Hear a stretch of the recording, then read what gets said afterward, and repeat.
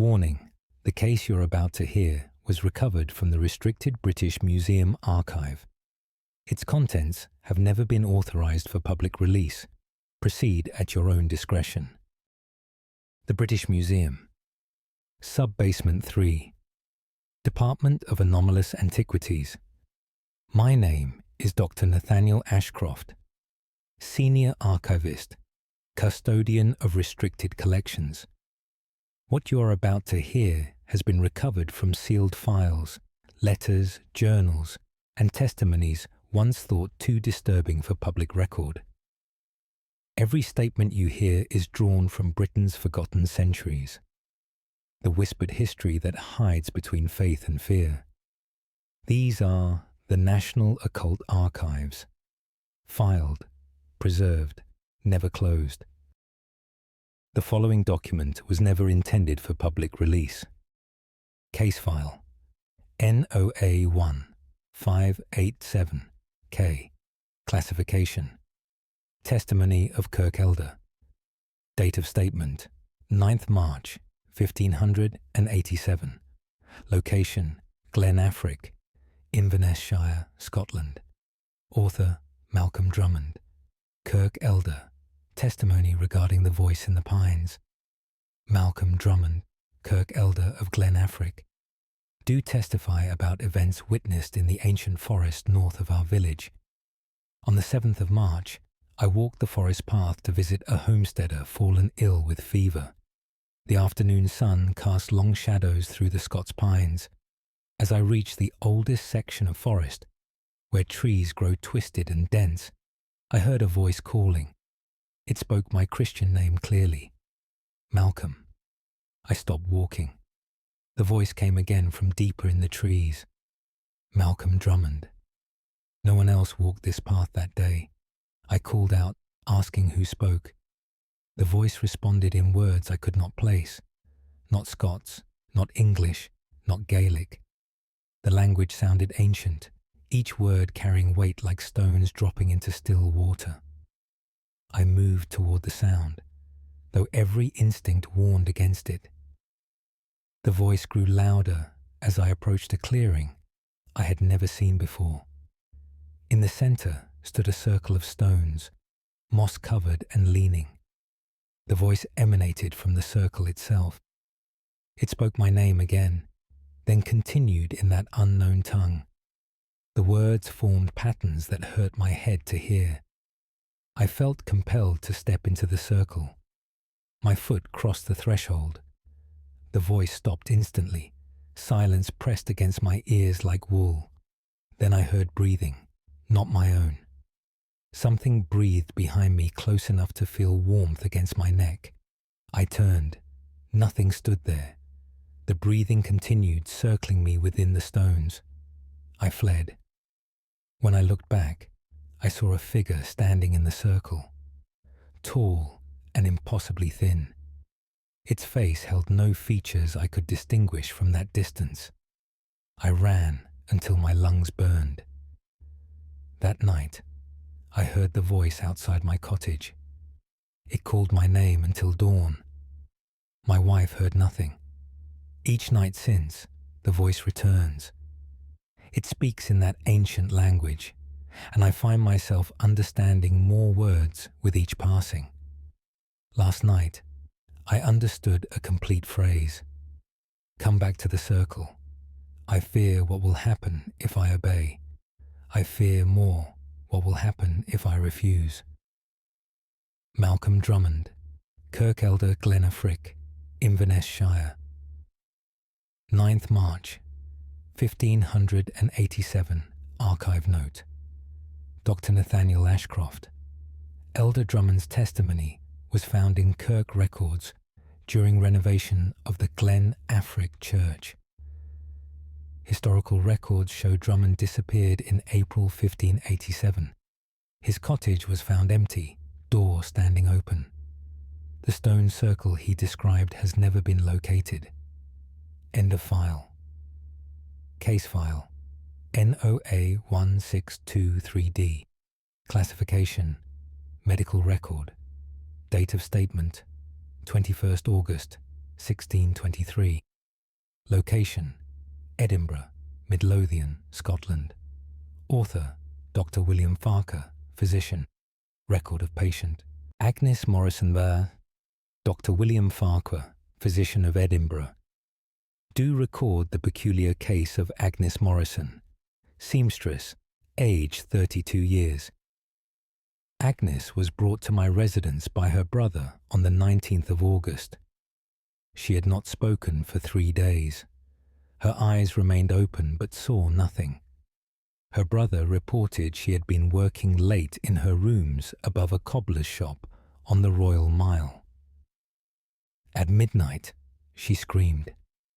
When her brother arrived, he found Agnes standing rigid in the centre of her room. Every candle had been extinguished. She would not respond to her name or to touch. I examined her in my study. Her pulse ran fast like a frightened rabbit. Her skin felt cold despite the August heat.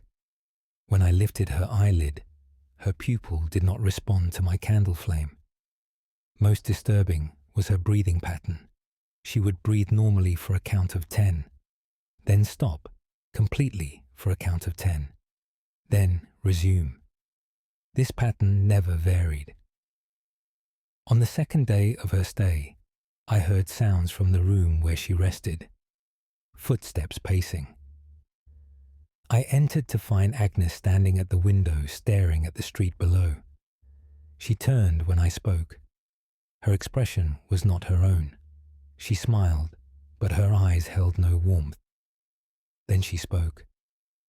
The voice was not Agnes Morrison's voice. It was deeper, rougher, like gravel scraped across stone.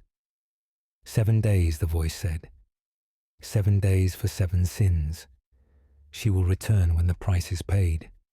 I asked who spoke through her. The voice laughed.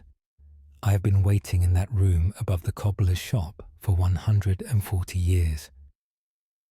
Agnes Morrison made the mistake of working after midnight in my space. Now she resides where I once resided, and I walk in the light again. Agnes collapsed. When she woke, she spoke in her own voice but remembered nothing. I kept her under observation. Each midnight, the other voice returns. It speaks of the room above the cobbler's shop, of a murder that occurred there in the year 1483, of a body hidden beneath floorboards. Yesterday, I visited the cobbler's shop. The current tenant allowed me to examine the upper room. We lifted 3 floorboards near the eastern wall. Beneath, we found bones, a skull and ribs, a rusted knife. Agnes Morrison rests in my care still. The voice has not returned since we discovered the remains. But Agnes now speaks of feeling watched, of sensing something waiting. She says it is not finished with her yet. Dr. William Farquhar, physician, Edinburgh. Midlothian, 21st August, 1623. Archive note: Dr. Nathaniel Ashcroft. Farquhar's records were acquired from the Royal College of Physicians, Edinburgh Archive. No further documentation exists regarding Agnes Morrison's outcome. The building on the Royal Mile described was destroyed by fire in 1829. End of file. Case file. NOA1549M classification. Monastic Chronicle. Date of statement: 4th November. 1549. Location: Paisley Abbey, Renfrewshire, Scotland. Author: Brother Angus MacLeod. Scribe Chronicle entry regarding the Bell Tower manifestation. I, Brother Angus MacLeod, scribe of Paisley Abbey, do chronicle events witnessed by 6 members of our community. The Bell Tower has stood for 200 years. It contains 3 bells that call our brothers to prayer. On the 1st of November, Brother David climbed the tower for matins. He rang the bells as required. When he descended, his face had gone white as chalk. He spoke of seeing a figure standing in the bell chamber, translucent. Wearing the habit of our order, the figure watched him ring the bells but made no sound. We dismissed his account as nervous imagination. Brother David was newly arrived to our community. The next morning, Brother Thomas climbed for Lord's. He too descended shaken. He reported the same figure. This time, it had moved closer to the bells. Its hands reached toward the ropes, but passed through them like morning mist. Father Prior sent me to investigate. I climbed the 137 steps to the bell chamber. The space was empty. I rang the bells for terce. As the third bell ceased its ringing, I felt cold air move past me. I turned. A brother stood 3 paces away. I could see the stone wall through his body. His face held an expression of desperate longing. His mouth moved, forming words I could not hear. His hands reached for the bell ropes again and again. Each time, they passed through without substance. I spoke to him. I asked his name. His mouth formed words. "Help me." Then he faded. Father Prior organized a prayer vigil in the bell tower. 6 of us climbed at Vespers on the 3rd of November. We formed a circle in the bell chamber. Father Prior led us in prayer for the departed. The temperature dropped until our breath showed white. The figure appeared to all of us simultaneously. This time we heard him. His voice came from very far away, like someone calling from the bottom of a well. I cannot stop ringing the bells. I have rung them for 100 years. My hands cannot feel the ropes, but I cannot stop reaching. Please, let me rest. Father Prior spoke the office for the dead. The figure began to fade. As he disappeared, we heard the bells ring. All 3. No one touched the ropes. The sound echoed through the abbey, clear and true. Then silence. The figure has not returned. But each morning at matins, the bells ring once before anyone climbs the tower. A single toll from each bell, soft and distant, as if rung from very far away. Brother Angus MacLeod, scribe Paisley Abbey, Renfrewshire, 4th November, 1549. Archive note. Dr. Nathaniel Ashcroft. This chronicle page was removed from the Paisley Abbey records and sold privately in 1923. Bell tower records show a Brother Malcolm died falling from the tower in 1449, exactly 100 years before this account. End of file. Case file. NOA 1706R. Classification. Estate Manager's Report. Date of statement. 15th January 1706. Location. Dunvegan Castle, Isle of Skye, Scotland. Author Robert Fraser, Estate Manager. Report concerning the North Tower disturbances. I, Robert Fraser, Estate Manager of Dunvegan Castle. Do report ongoing disturbances affecting the North Tower. The Laird instructed me to investigate complaints from servants who refused to enter that section. The North Tower was sealed in 1643. No one remembers why. Records from that period are incomplete. Last month, the Laird ordered the tower reopened for guest accommodations. Masons removed the stone seal from the entrance. Behind the wall, we found a door, locked from the outside. When we opened it, cold air rushed out. The smell was of old earth and something metallic. Inside, we discovered a spiral staircase leading upward.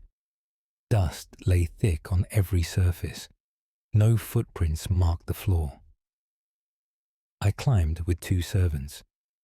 The stairs led to 3 levels. Each contained a single room. The top room held furniture covered in sheets. A bed, a writing desk, a chair facing the window.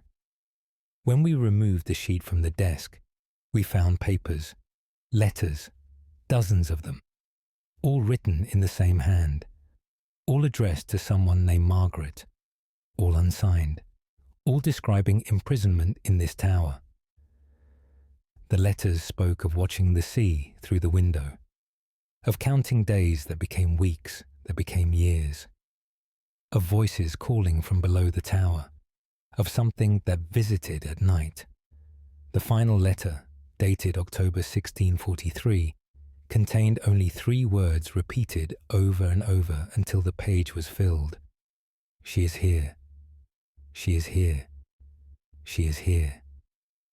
That night, servants sleeping in the castle reported sounds from the north tower, footsteps climbing the stairs, a woman's voice speaking urgently, words they could not distinguish, then screaming.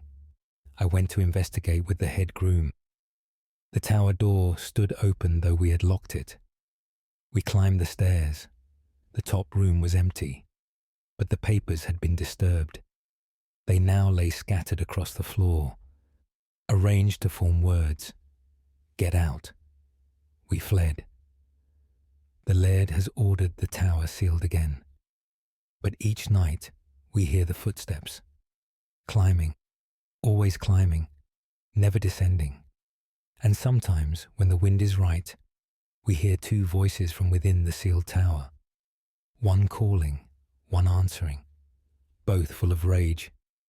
Robert Fraser, estate manager, Dunvegan Castle, Isle of Skye, 15th January 1706, archive note, Dr. Nathaniel Ashcroft. Fraser's report was discovered in the Dunvegan Castle archives during cataloguing in 1978. The North Tower remains sealed. Modern structural surveys report unusual cold spots and electromagnetic anomalies in that section. End of file. Case file NOA1592T. Classification: Constable statement. Date of statement: 3rd July 1592. Location: Stirling, Stirlingshire, Scotland. Author: Thomas Blackwood. Constable statement regarding the disappearances at Market Cross 1, Thomas Blackwood. Constable of Stirling. Do provide statement concerning 4 disappearances near Market Cross. Between June 23rd and June 30th, 4 people vanished within sight of witnesses. All disappearances occurred between the hours of midnight and 2 in the morning. The first was James Murray, merchant. His apprentice reported Murray walked toward Market Cross to meet a customer. The apprentice watched from their shop doorway. Murray reached the cross, then simply was not there. The apprentice blinked, and Murray had vanished. No sound, no struggle. Gone. The second was Margaret Ross, midwife. She walked to attend a birth near the castle. A night watchman saw her approach Market Cross. She stepped into the shadow of the cross monument. She did not step out. The watchman ran to investigate. Margaret Ross was gone. Her medical bag lay on the ground. The third was a priest, Father Duncan. 2 witnesses saw this disappearance clearly. Father Duncan crossed himself as he passed Market Cross. He began to speak a prayer. His words stopped mid-sentence. His form seemed to blur like heat rising from stone. Then nothing remained. The witnesses both report seeing something in the moment of vanishing. A darkness that was not shadow. A void in the shape of a doorway. Father Duncan appeared to be pulled through it. The 4th disappearance occurred last night. I witnessed it myself. I had stationed myself near Market Cross to observe. At midnight, I saw a figure approaching from the east. A woman in a dark cloak. She walked steadily toward the cross. I called out to warn her away. She did not respond. She reached Market Cross. She stopped. Then she turned and looked directly at me. Her face was wrong. The features were human, but arranged incorrectly. The eyes sat too far apart. The mouth opened too wide. She smiled. Behind her the darkness opened. Not a shadow, a gap in the world itself. Through it, I saw faces, the missing people, James Murray, Margaret Ross, Father Duncan. Others I did not recognize, dozens of them, all pressed against the opening, all reaching toward me, all silent. The woman stepped backward into the darkness. It closed behind her. I stood frozen for several minutes. When I approached Market Cross, I found it cold to the touch. So cold it burned my hand. I have ordered the area sealed. No one is to approach Market Cross after sunset, but I know this will not be enough. Whatever opens there will open again. It has been taking people for longer than we know, and it is not finished. Thomas Blackwood, Constable Stirling. Stirlingshire, 3rd July 1592, archive note. Dr. Nathaniel Ashcroft. Blackwood's statement exists in Stirlingburg. Records. Town Council minutes from July 1592 mention darkness at the cross and authorised night patrols. Disappearances in Stirling stopped abruptly in August 1592. No explanation was recorded. End of file. Case file. NOA 1678P. Classification. Ship's log entry. Date of statement. 19th September 1678. Location, Base Rock, Firth of Forth, Scotland. Author, Captain James Erskine. Prison Governor, log entry. Entry regarding the East Cell Block. Why, Captain James Erskine, Governor of the Bass Rock Prison. Do record events affecting the East Cell Block. Bass Rock serves as prison for religious dissenters. 42 men are currently housed here. The East Block contains 12 cells. For the past month, prisoners housed there have reported disturbances. Sounds of chains dragging across stone. Voices speaking in darkness. Footsteps in the corridor when all prisoners are secured. I dismissed these reports as attempts to gain transfer or release. 3 nights ago, a guard named William Grant came to my quarters at 2 in the morning. His face was grey. He reported that all 12 prisoners in the East Block were screaming simultaneously. I followed him to investigate. The screaming stopped as we approached. The corridor was silent, too silent. The sound of the sea, always present on Bass Rock, could not be heard. We walked the length of the corridor. Each cell door has a viewing slot. I checked each cell in turn. In the first cell, prisoner Andrew Melville sat on his bunk. His eyes were open, but he stared at nothing. His mouth moved without sound. The second cell was the same. Prisoner David Williamson sat motionless, mouth moving, eyes vacant. All 12 prisoners displayed identical behaviour. I opened the first cell. Melville did not acknowledge my presence. I spoke his name. His eyes slowly focused on me. Then he spoke. The voice was not his own. Nos sumus in vinculis. Latin. We are in chains. I asked who spoke. All 12 prisoners answered simultaneously from their cells. Nos sumus qui mortui sunt. We are the dead. The voice came from every cell at once. The same voice.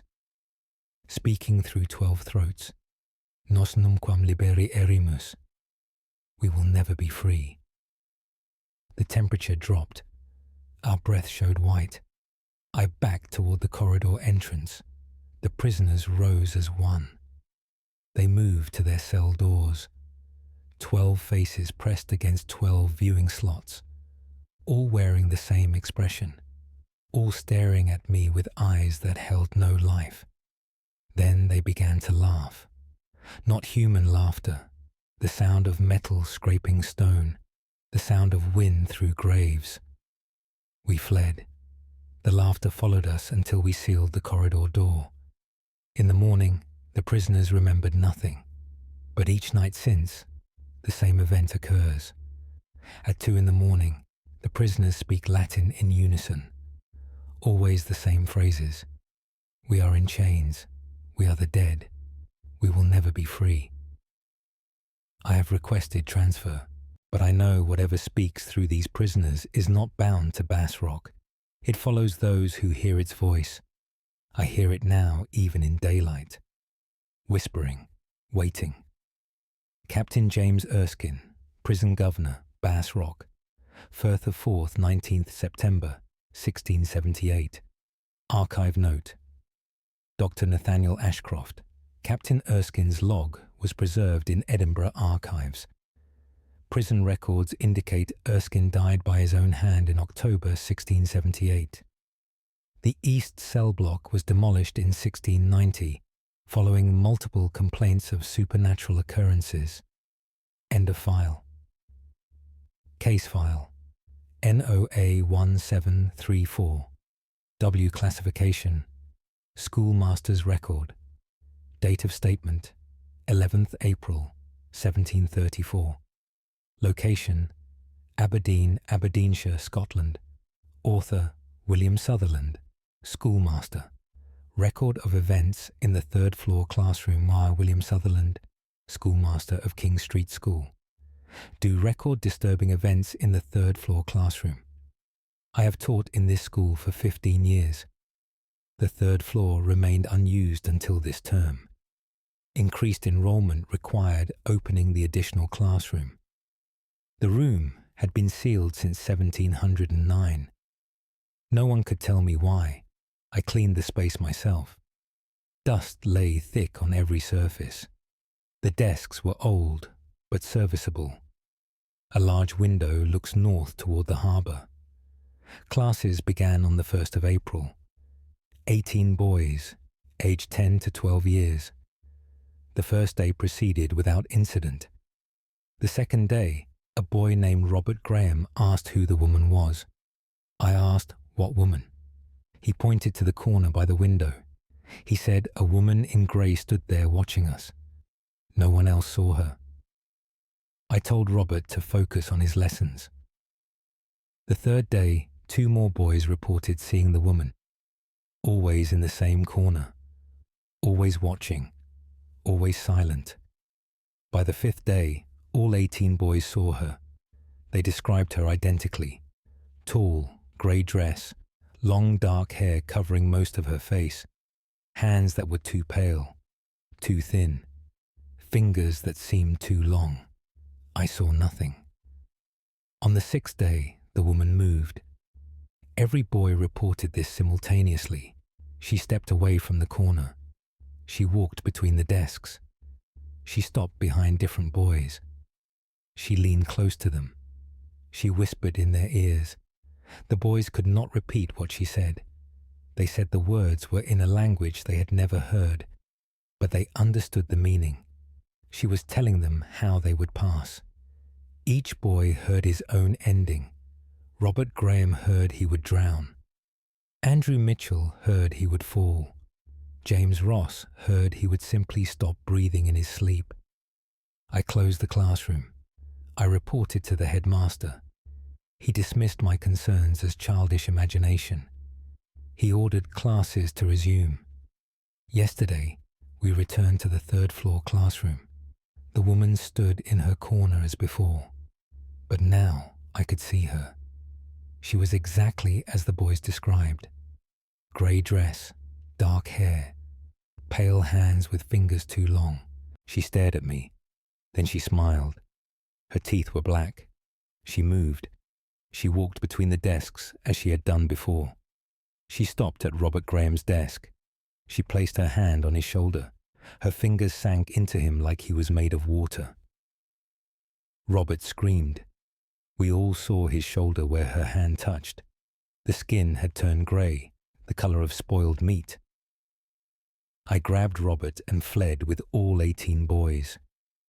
The grey skin faded within minutes, but Robert says he can still feel her fingers inside his shoulder, moving, searching. I have refused to return to that classroom. The headmaster says I will be dismissed, but I will not bring those boys back to that room. Whatever stands in the corner is not a ghost. It is something that should not exist in daylight. Something that touches living flesh and makes it dead. William Sutherland, Schoolmaster, Aberdeen, Aberdeenshire, 11th April, 1734. Archive note. Dr. Nathaniel Ashcroft, School Records, confirms Sutherland's dismissal in April 1734. The third-floor classroom was sealed again and remained unused until the building was demolished in 1891. Robert Graham's death certificate from August 1734 lists drowning as cause. End of file. Case file NOA 1645 L. Classification Physician's Private Notes. Date of statement 27th October 1645. Location Inverness, Inverness Shire, Scotland. Author Dr. Hugh Mackenzie, physician. Private notes on the case of Elizabeth Campbell First. Dr. Hugh Mackenzie, physician. Do record my observations of Elizabeth Campbell. This case disturbs me beyond any I have encountered. Elizabeth Campbell is 16 years old, the daughter of a merchant. She was brought to me on the 24th of October. Her family reported she had not slept for 5 nights. When she closed her eyes, she screamed until she opened them again. I examined her in her family's home. Her pulse was rapid. Her eyes were bloodshot from exhaustion. She trembled constantly. When I asked what she saw when she closed her eyes, she began to weep. She said she saw a room, a stone room with no windows. A man sat in the center of the room. His wrists were bound to a wooden chair. His head hung forward. He was not moving. She said every time she closed her eyes, she was in that room. She could smell it, damp stone and old blood. She could feel the cold. I gave her valerian root to help her sleep. She took it reluctantly. Within minutes, her eyes closed. Within seconds, she began to scream. Her family held her as she thrashed. Her eyes flew open. She grabbed my arm. Her fingers were ice cold. He moved, she said. He lifted his head. He looked at me. She would not close her eyes again. That night, I stayed with the family to observe. At midnight, Elizabeth began to speak. Her voice was wrong, deeper than a young woman's voice should be, rougher. She said the man in the room was waiting. She said he had been waiting for 70 years. She said he was bound there, unable to leave, but now he had found a way out. Through her eyes. When she slept, he could see out. When she woke, he could reach out. Soon, he would be able to step out. I asked who the man was. Elizabeth's voice changed again. This time, it was clearly not hers. A man's voice spoke through her mouth. Duncan MacLeod, murdered in 1575, bound to the room where I was killed, watching through the crack in the world, waiting for someone to close their eyes at the right moment, in the right place. Elizabeth Campbell was born in the house where I was murdered.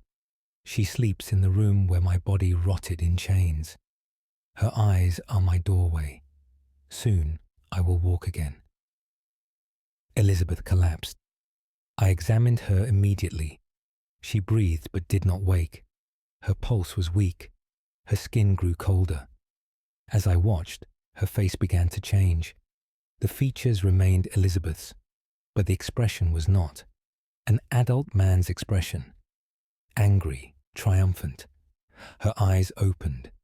They were Elizabeth's blue eyes, but what looked out through them was not Elizabeth Campbell.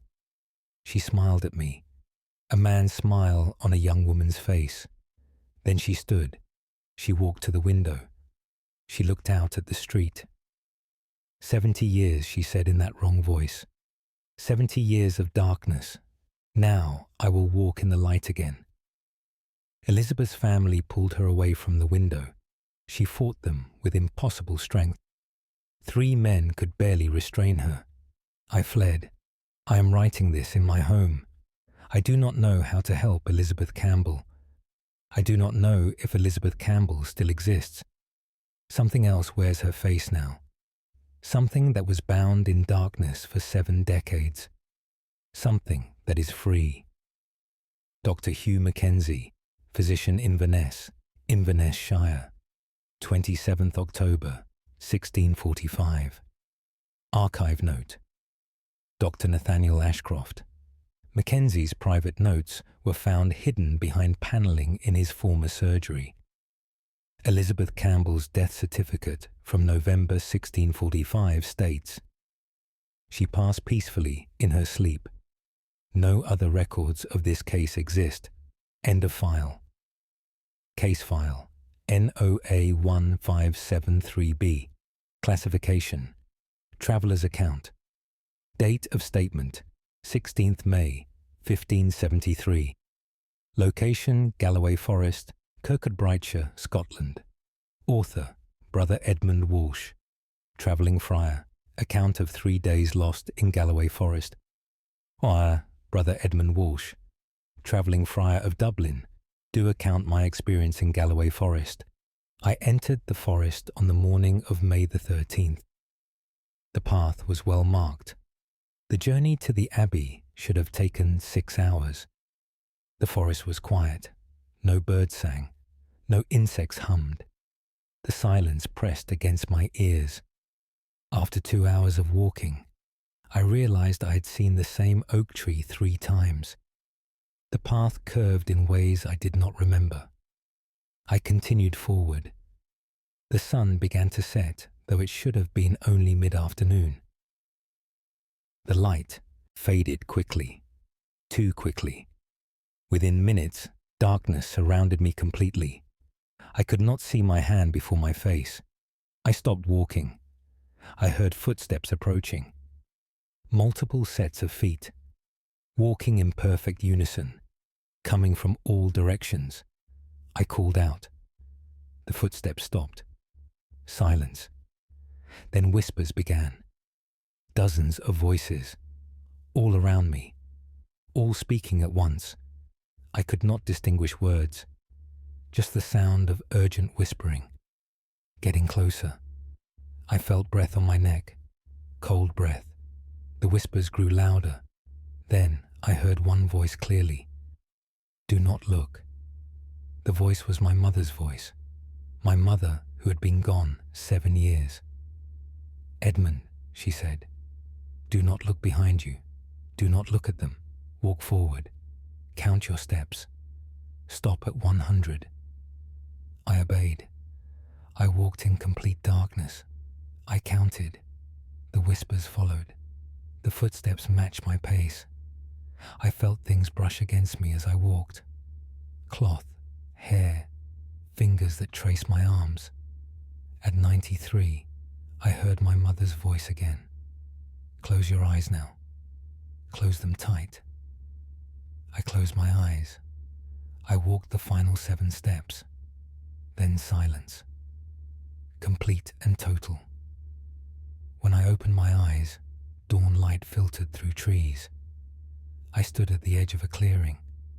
In the center was a circle of standing stones, old beyond reckoning. Between each stone sat a figure, people in ancient clothing, 12 of them, all perfectly still, all staring at me. I ran. I crashed through undergrowth. I fell. I rose. I ran until my legs gave out. When I looked back, I saw them following, walking slowly, all 12 in a line. Their feet did not touch the ground. They glided between the trees, getting closer. I prayed. I begged for deliverance. The sun broke through the canopy. The figures stopped. They stood in shadow, just beyond the sunlight, watching me. Then they faded, like mist burned away by morning light. I found the path. I reached the Abbey 3 days after entering the forest. The monks told me I had been missing for 5 days.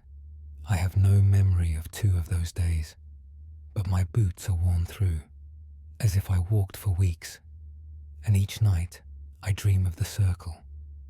The 12 figures still sit there, waiting. They know my face now. If I enter any forest, they will be watching, waiting for darkness. Brother Edmund Walsh, Travelling Friar Galloway Forest, Kirkcudbrightshire, 16th May 1573, archive note, Dr. Nathaniel Ashcroft. Brother Walsh's account was preserved in Abbey records. Local tradition speaks of a circle of the waiting in Galloway Forest. Multiple disappearances in that area have been recorded across 4 centuries. The circle has never been officially located. End of file. Case file NOA1712H. Classification: Household Servants' Testimony. Date of statement: 2nd February 1712. Location: Glamis Castle, Angus, Scotland. Author: Helen Sinclair, Lady's Maid Testimony regarding the locked room. I, Helen Sinclair, Lady's Maid at Glamis Castle, do testify about the locked room in the West Wing. I have served Lady Margaret for 8 years. She instructed me never to speak of the locked room, but what I have witnessed must be recorded. The room is at the end of the west corridor. A heavy oak door with 3 locks. No one is permitted near it. Not family, not servants, not guests. 6 months ago, I was cleaning the corridor late at night. Everyone else slept. I heard sounds from behind the locked door. Tapping, rhythmic, tap, tap, tap. Pause, tap, tap, tap. I stood listening. The tapping stopped. Then I heard dragging, something heavy being pulled across the floor, back and forth, back and forth. Then silence. I continued cleaning, though my hands shook. The next night, I heard it again. The same pattern. Tapping, dragging. Then a new sound. Scratching, like fingernails on wood. Frantic scratching, lasting for several minutes, then stopping abruptly. I told Lady Margaret what I heard. Her face went pale. She made me swear never to speak of it to anyone. She said the room has been locked for 40 years. Since her grandfather's time, she does not know what is inside. The keys were lost decades ago, or perhaps hidden deliberately. The family does not speak of it. Last week, all the servants heard the sounds, not just at night, during the day as well. Tapping, dragging, scratching, then a new sound, crying, a woman crying, soft and mournful. Sometimes we hear words through the crying. Please, let me out. I'm so cold. Yesterday, I saw something that shook my faith. I was walking past the locked door at noon, full daylight. I heard breathing, right against the other side of the door, heavy breathing, as if someone had been running. I stopped. The breathing stopped. Silence. Then a voice spoke clearly. Helen, my name. The voice knew my name. Helen Sinclair. I see you through the keyhole. I see everyone who passes. I have been watching for 40 years. Soon, the locks will fail. They are old, rusted. When they break, I will walk these halls again. I will touch everyone who heard me, everyone who knows I am here, starting with you. I ran. I packed my belongings. I am leaving Glamis Castle today. Lady Margaret begged me to stay.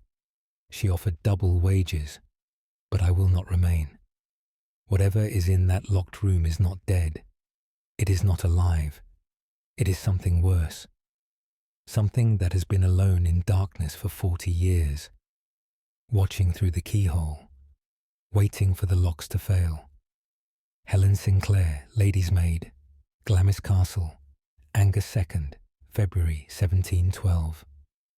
Archive note: Dr. Nathaniel Ashcroft. Sinclair's testimony was found among letters at an estate sale.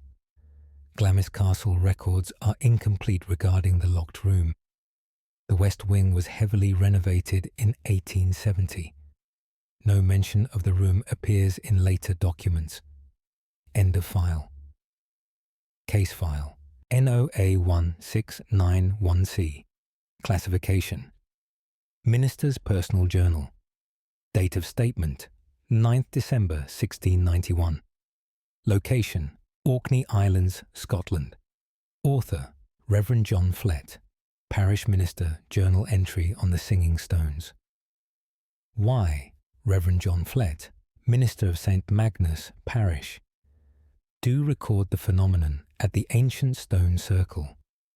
The circle stands on the headland overlooking the sea. 12 stones arranged in a perfect ring. Local people avoid it. They call it the Singing Stones. I dismissed this as superstition until I heard it myself.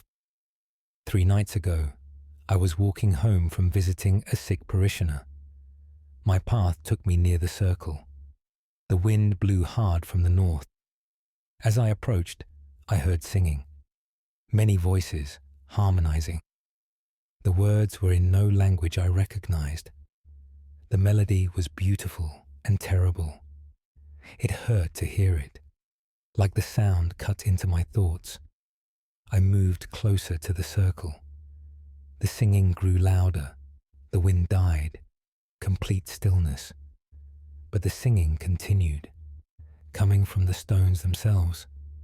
I could see no one, just the 12 standing stones under moonlight. But the voices were clear, dozens of them, all singing the same strange melody. I stepped into the circle. The singing stopped instantly. Silence pressed against my ears. Then the stones began to glow. A faint blue light, growing brighter. I saw shapes forming in the light. Human shapes, translucent, moving within each stone. Faces pressed against the interior of the rock. Mouths open in song, though I heard no sound now. 12 stones.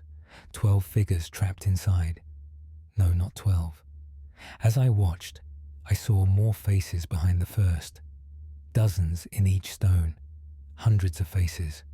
All singing silently. All staring out at me. One stone directly before me showed a face I recognized. My predecessor, Reverend William Brough. He vanished 20 years ago. His body was never found. Now I know where he went. His face pressed against the inside of the stone, his mouth forming words. I read his lips. Run.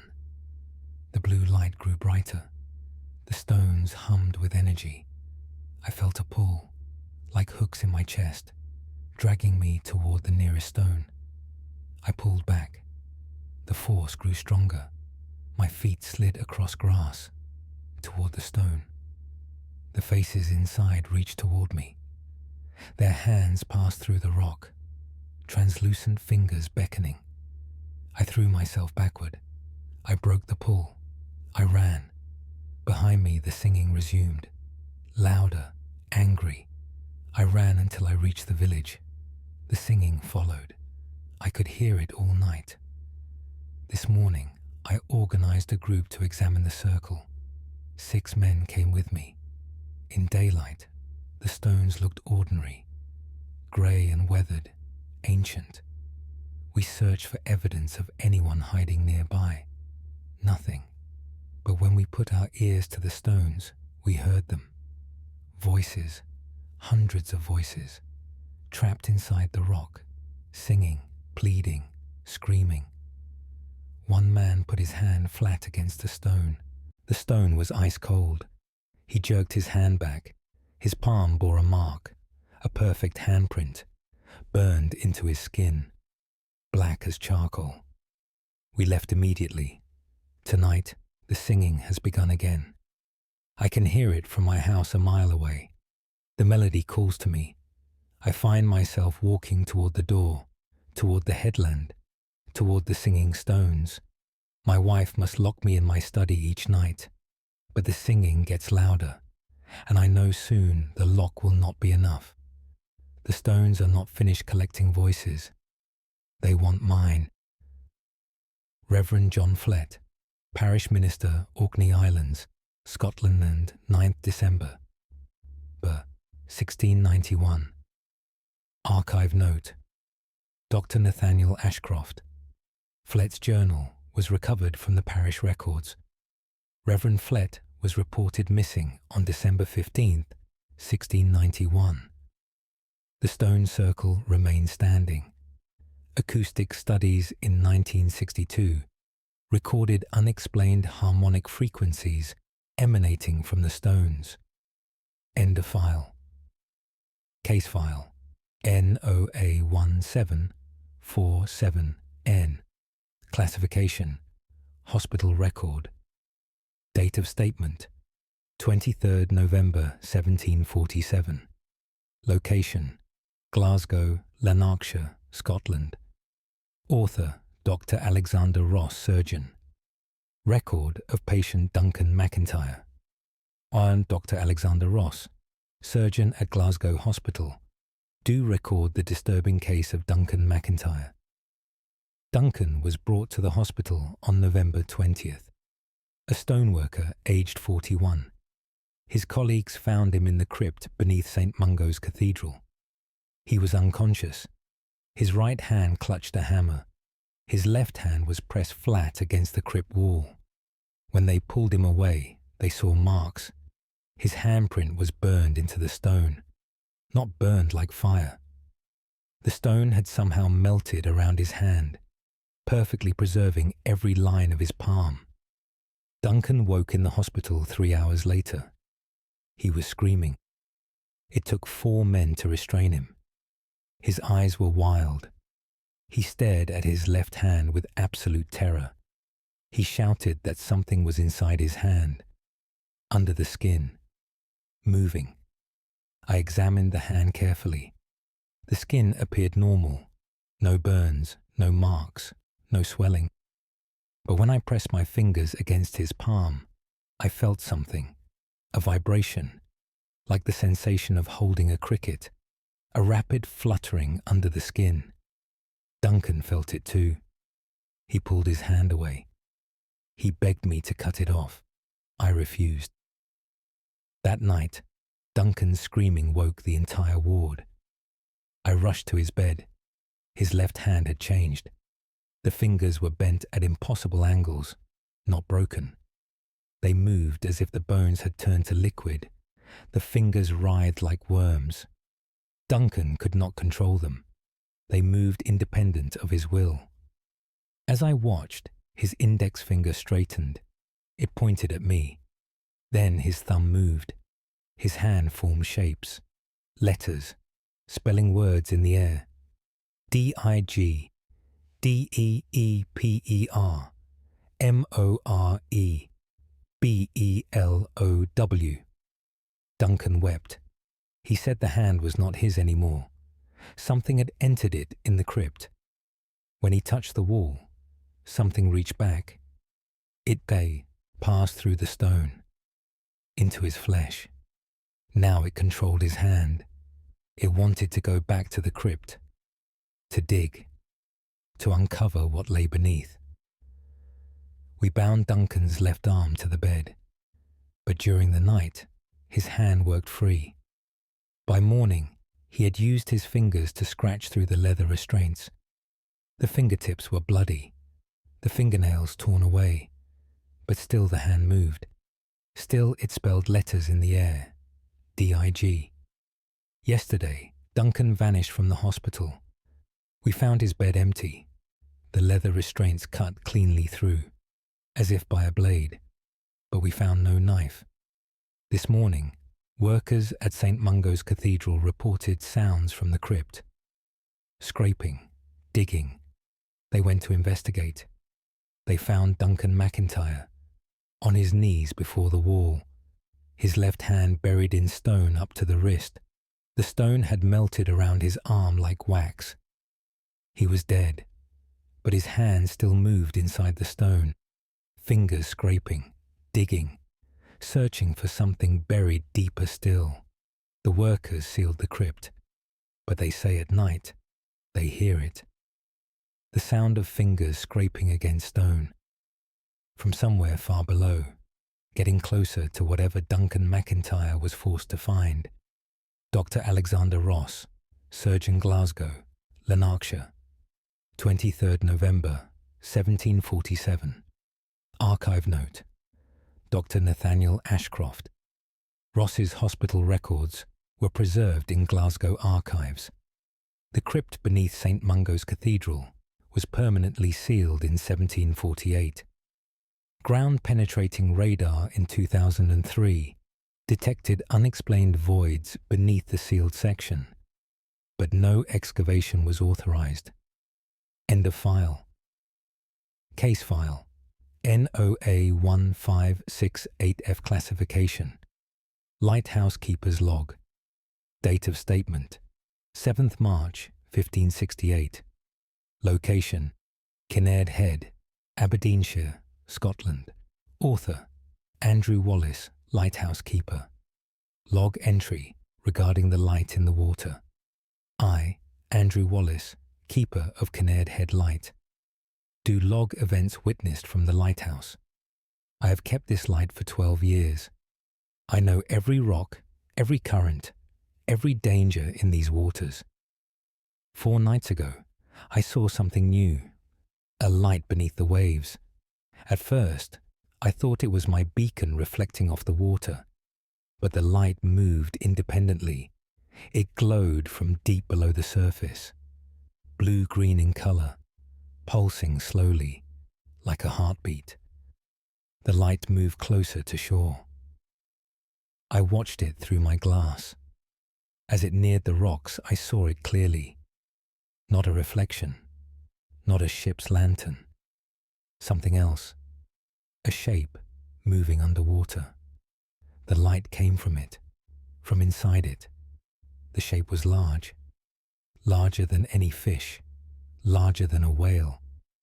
It had the outline of something human, but stretched, extended, arms too long, legs that trailed behind like an eel's tail.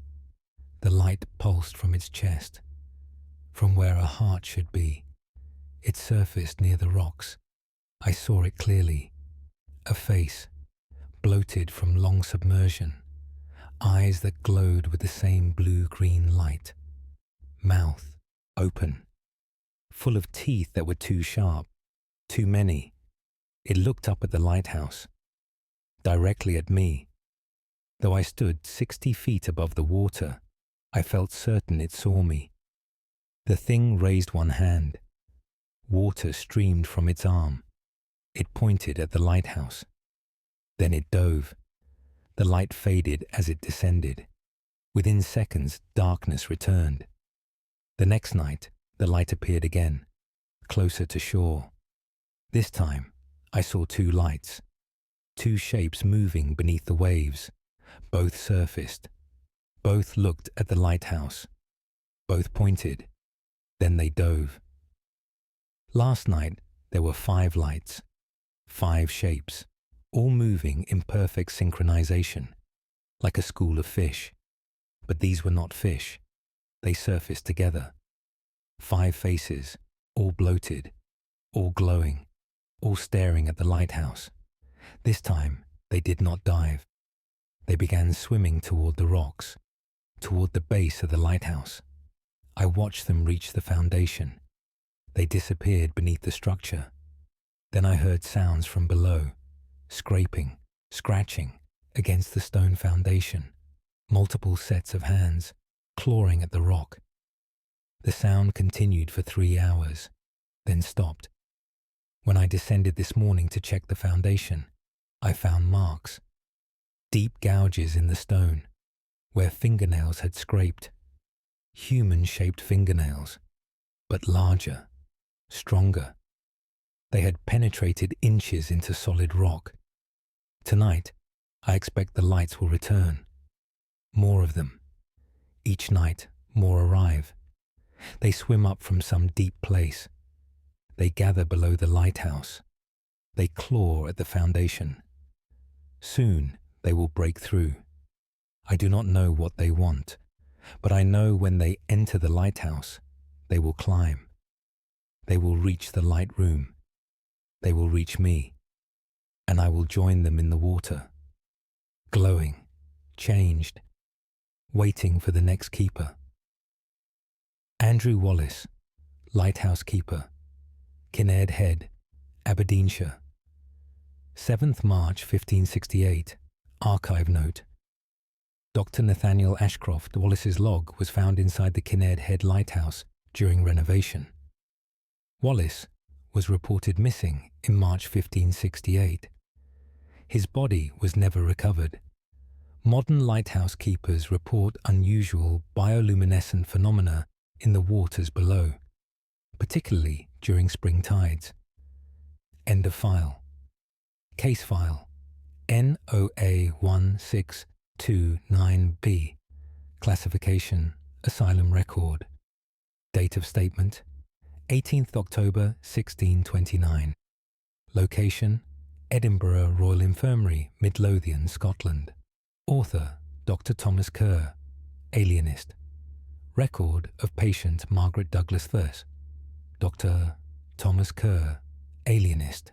Do record observations of Margaret Douglas, age 28. Margaret was committed to the asylum 6 days ago. Her family reports she speaks to empty rooms. She carries on conversations with people who are not there. She responds to questions no one asks. I observed Margaret in the common room. She sat facing the wall. She spoke clearly and calmly, but no one sat with her. I approached. I asked who she spoke to. Margaret turned to me. She smiled. You cannot see them yet, she said, but you will. They are always here. They have been here much longer than us. We built this building on their ground. We sleep in their rooms. We walk through them every day. I asked her to describe them. Margaret's smile faded. She looked around the room. She pointed to the corner near the window. There is a man standing there. He wears clothes from long ago. He watches the women. He has been watching for 70 years. She pointed to the doorway. A woman stands in the threshold. She is crying. She cannot enter the room. Something prevents her. She tries every day. She pushes against the invisible wall. Her hands pass through the doorway, but her body cannot follow. Margaret pointed at my feet. There is a child sitting there, playing with blocks that are not there. She is 3 years old. She died in this building. She does not know she is gone. I examined the locations Margaret indicated. I saw nothing, but I felt cold air in each spot, unnaturally cold. That night, I worked late completing patient records. The asylum was quiet, all patients locked in their rooms. I heard footsteps in the corridor, heavy boots, walking slowly. I checked the corridor, empty. The footsteps continued, passing my office door, heading toward the west wing. I followed the sound. The footsteps stopped at Margaret Douglas's door. I heard the lock rattle, though no hand touched it. I opened the door. Margaret sat on her bed. She was not alone. I saw them, not clearly, like shapes made of glass, transparent but visible. 5 figures stood around Margaret's bed, the man from the corner, the woman from the doorway, the child, 2 others I had not seen before. They all stared at me. Margaret spoke. Now you see them. Once you see them, they know you can. They will follow you now. The figures moved. They walked through the wall, through the closed door, into the corridor. I ran. I fled to my office. I locked the door, but I heard them outside, waiting. This morning, Margaret was found dead in her bed. No marks on her body, no sign of struggle. She appeared to have passed peacefully, but her face held an expression of terror, and her hand clutched a note, written in her own hand. They are real. They are here. And now they are following you too. I see them everywhere now, in every room, on every ward, dozens of them, walking among us, touching patients, watching doctors, waiting.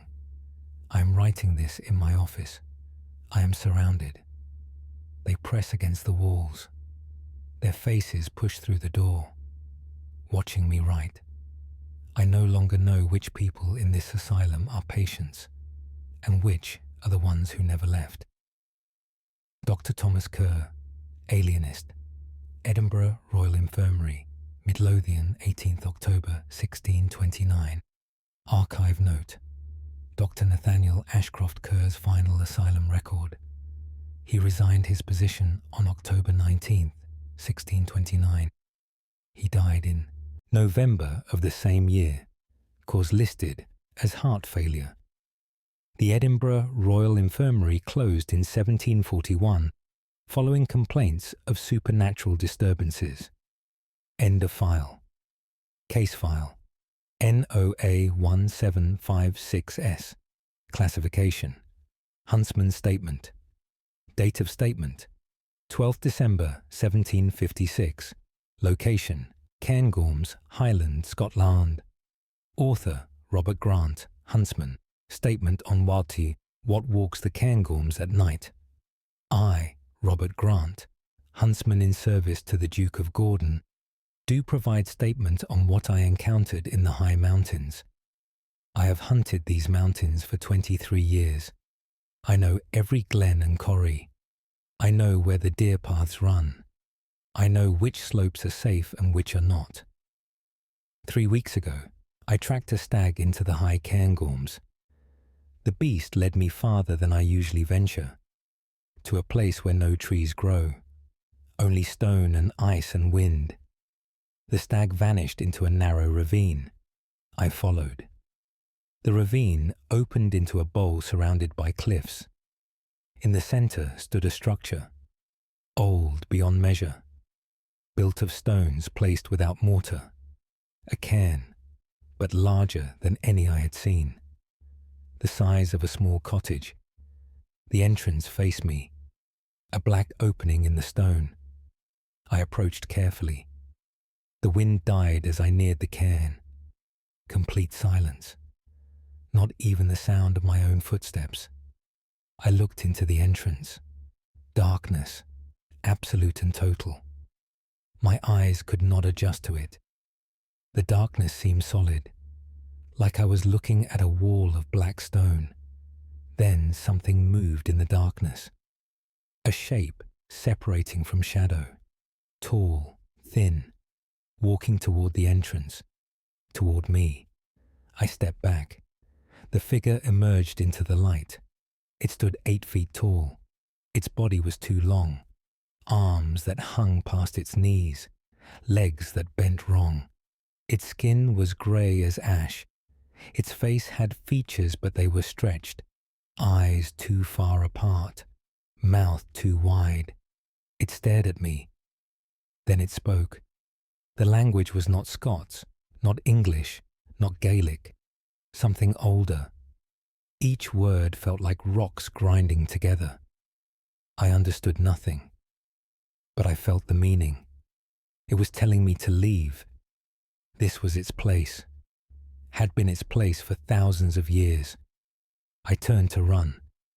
More figures emerged from the cairn, 5 of them, all impossibly tall, all grey-skinned.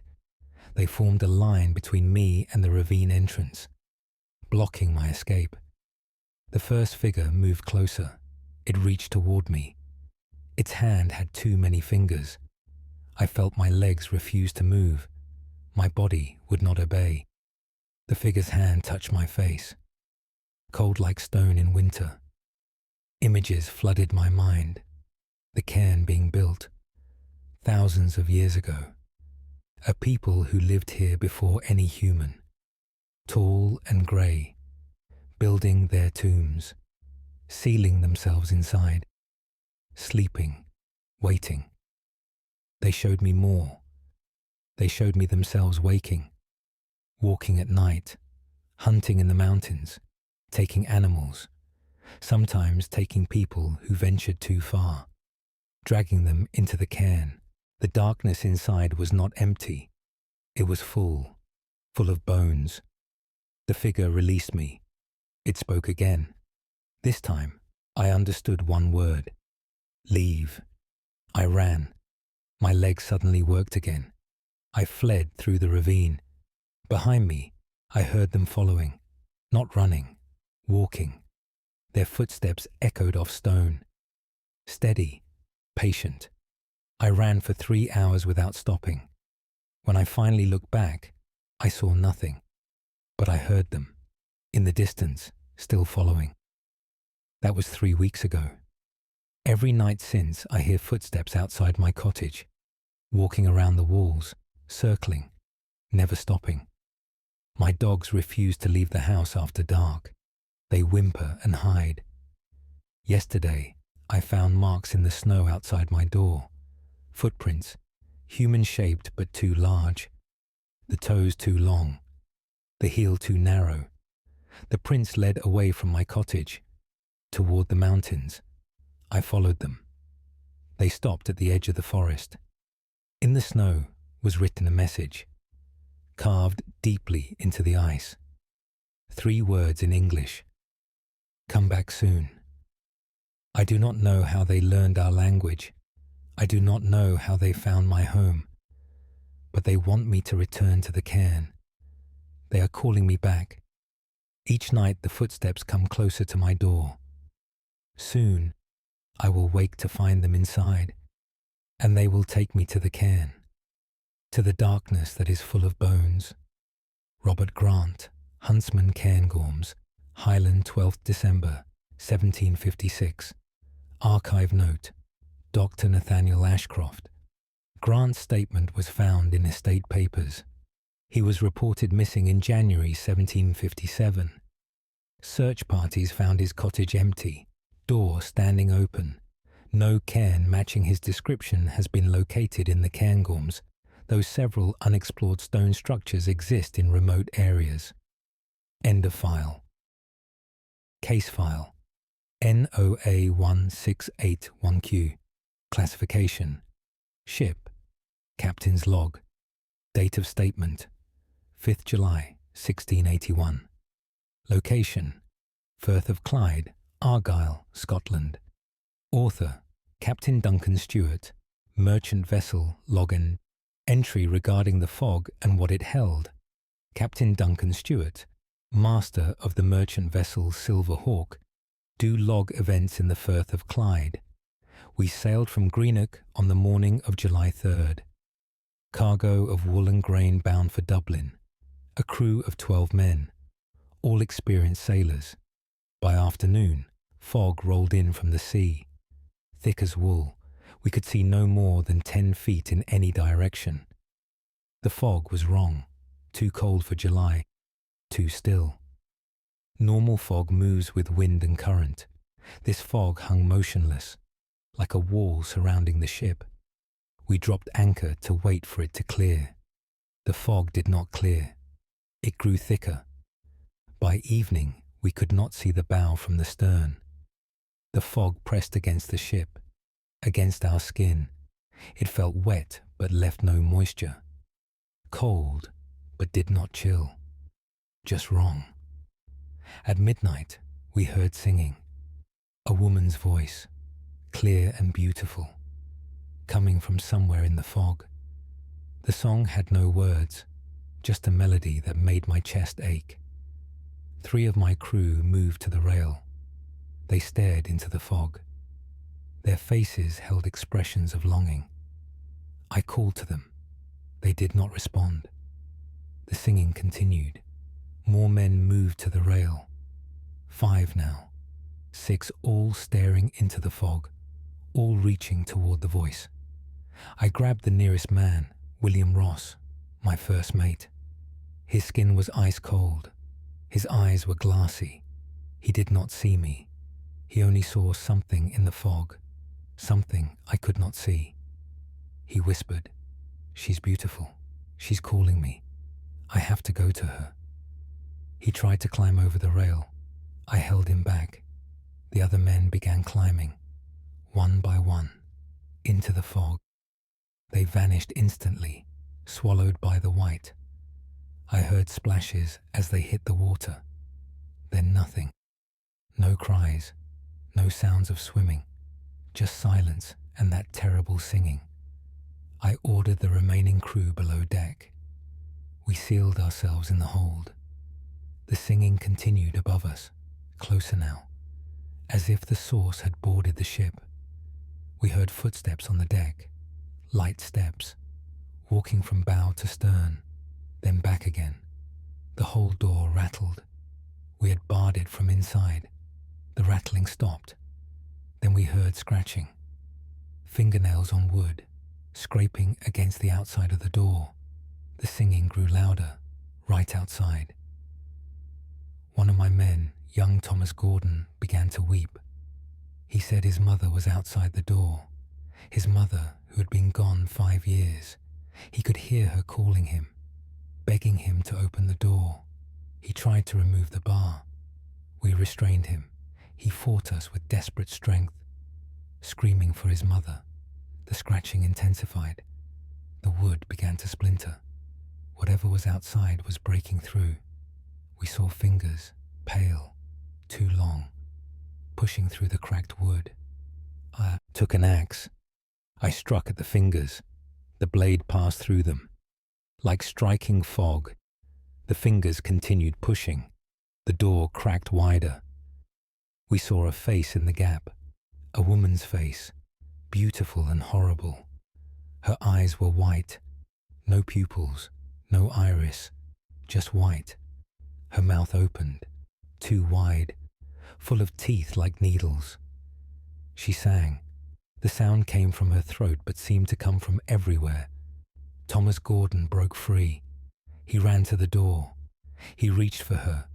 She grabbed his hand. She pulled. Thomas screamed, his body compressed, like he was being pushed through a space too small. His bones cracked, his skin stretched. He was pulled through the gap in the door, through a space 6 inches wide. We heard him hit the deck above, then silence. At dawn, the fog lifted. We found the deck empty. 7 men were gone. Thomas Gordon lay near the whole door. His body was flattened, like he had been pressed between 2 great stones. Every bone was broken. His face was frozen in a scream.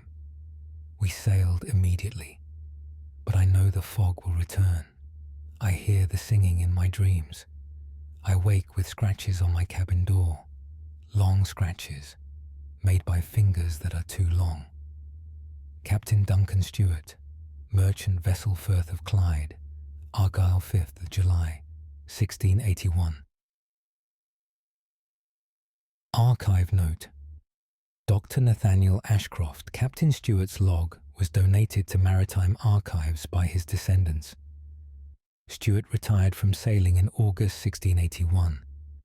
Subsequent reports from the Firth of Clyde mention similar fog phenomena, particularly in July. 12 ships reported crew losses to the singing fog between 1681 and 1702. End of file.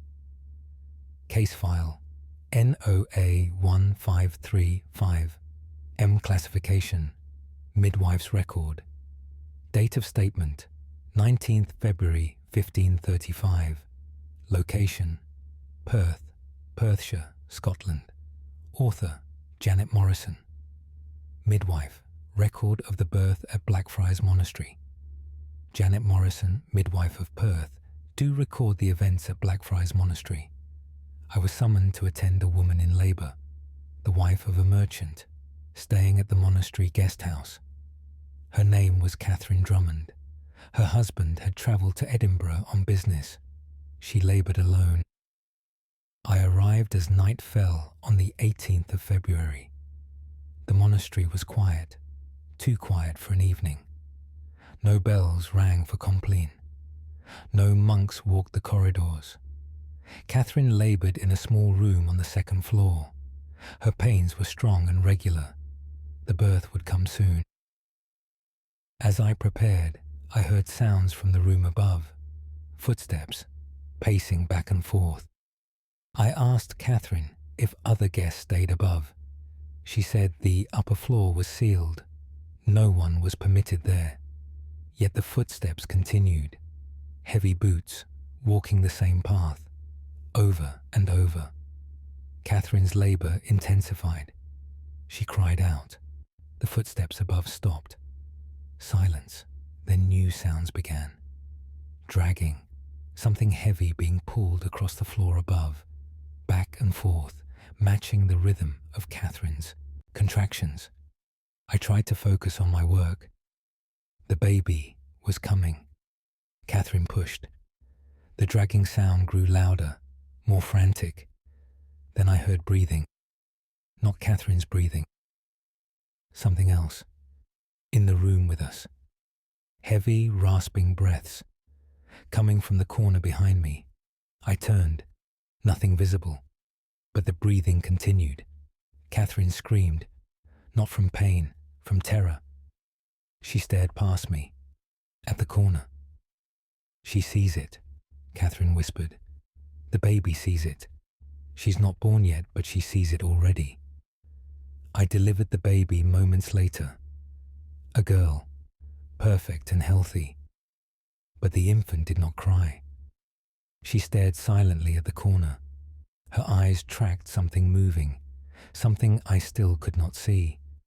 The breathing grew louder, closer. I felt cold air move past me. The baby's eyes followed the movement. Across the room, to the bed, to Catherine. Catherine began to scream. She felt something touching her, cold hands on her face, on her arms, pressing down. I saw nothing, but I saw the effects. Catherine's skin compressed where invisible hands pressed. Her head pushed back into the pillow, her arms pinned to the bed. The baby watched, still silent, still tracking the invisible presence. I grabbed the infant and ran. Catherine's screams followed me down the corridor, then stopped abruptly. I found a monk in the chapel, Brother Kenneth. He came with me back to the room. Catherine lay still on the bed. Her eyes were open, staring at the ceiling. Brother Kenneth checked for signs of life. He found none. Catherine Drummond had passed, but there were marks on her body, bruises forming on her arms, handprints, large handprints, too large to be human. The baby began to cry then, normal infant crying, but she still stared at that corner. Brother Kenneth blessed the room. He spoke prayers for the departed. As he prayed, we heard sounds from above. The dragging resumed, slower now, more deliberate. Brother Kenneth's face went pale. He told me the upper floor had been sealed for 20 years. A monk had passed there, in that room directly above. They found him after 3 days. He had dragged his bed back and forth across the room, trying to push it against the door, trying to keep something out. His body was found pressed against the door, his face frozen in terror, marks on his neck, handprints, too large to be human. The baby is healthy. I found her a wet nurse, but the child does not sleep. She stares at empty corners. Her eyes track things no one else can see.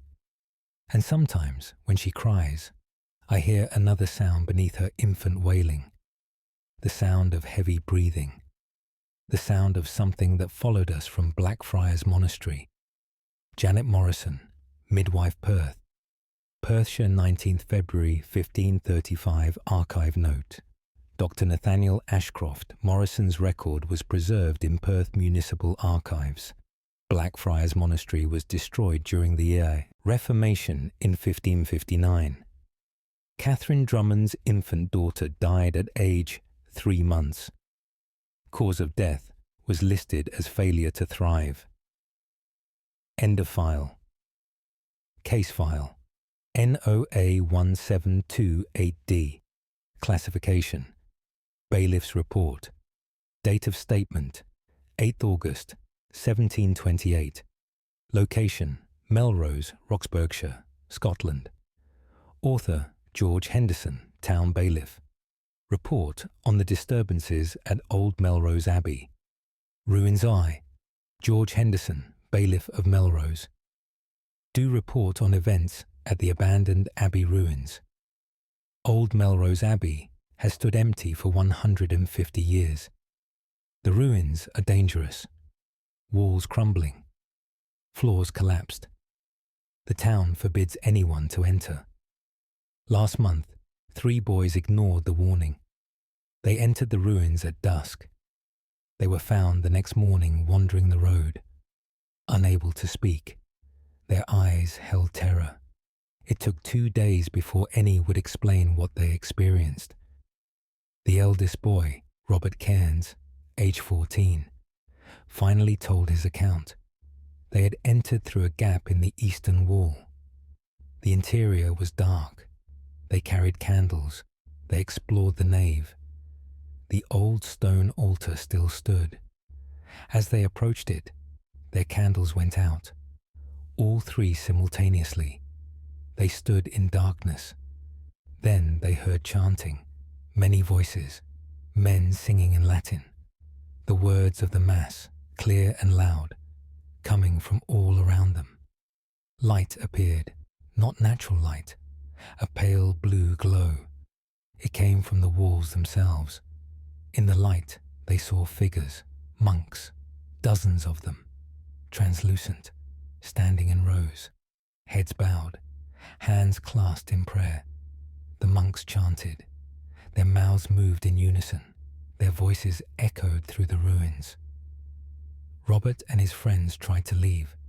The monks turned as one. All their heads swiveled toward the boys. Their faces were rotted, flesh hanging from skulls, eyes that were empty sockets, yet somehow still seeing. The chanting stopped. One monk stepped forward. He raised his hand. He pointed at the boys. His finger bones showed through decayed flesh. His jaw moved. Words came out. Not Latin now, Scots. You have disturbed our eternal prayer. The Mass must never stop. We cannot rest. We cannot leave. The dead must pray forever. The other monks began to move, walking toward the boys. Their feet made no sound on stone. They glided. Their hands reached out. Robert and his friends ran. The monks followed. Silent now, except for the rustling of their robes. The boys burst through the gap in the wall. Outside was full night.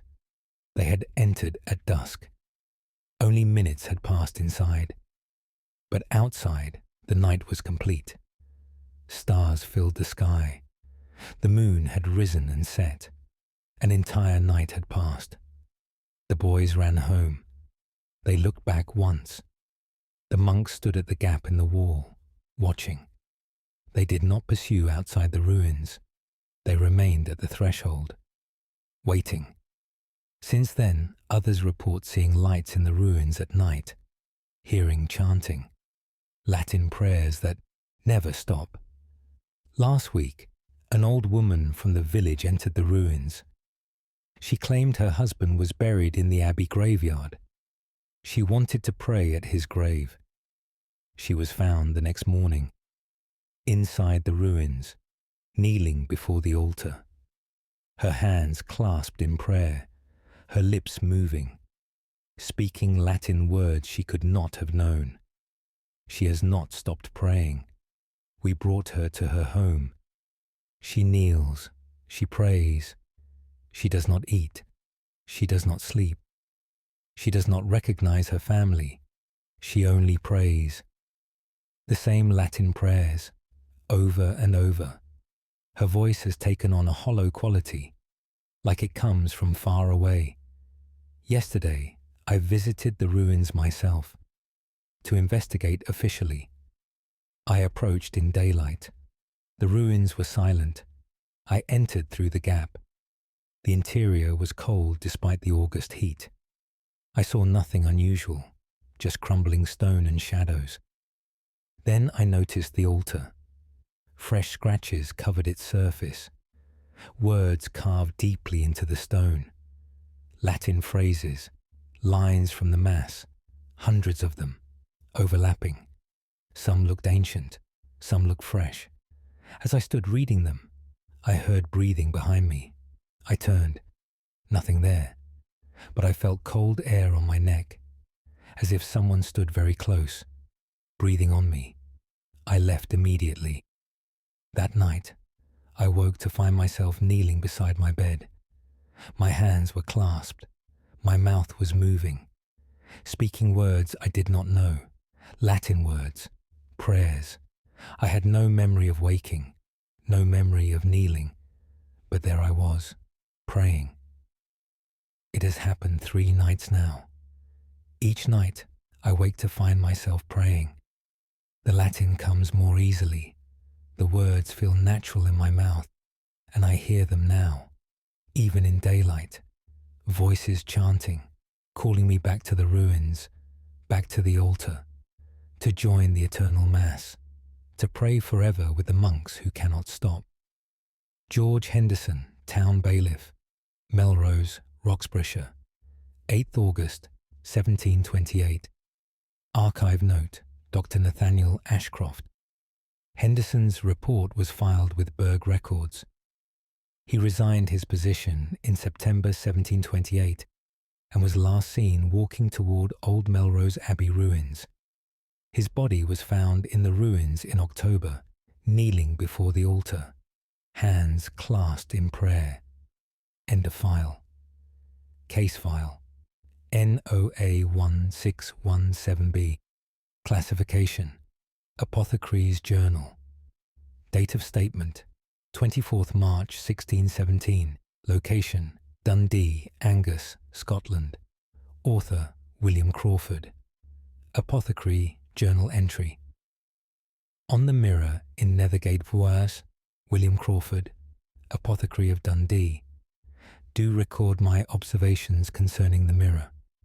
Last week, a mirror arrived at my shop, part of an estate sale from a deceased merchant. The frame was old oak, blackened with age. The glass was genuine silver backing, valuable. I placed it on the wall behind my counter.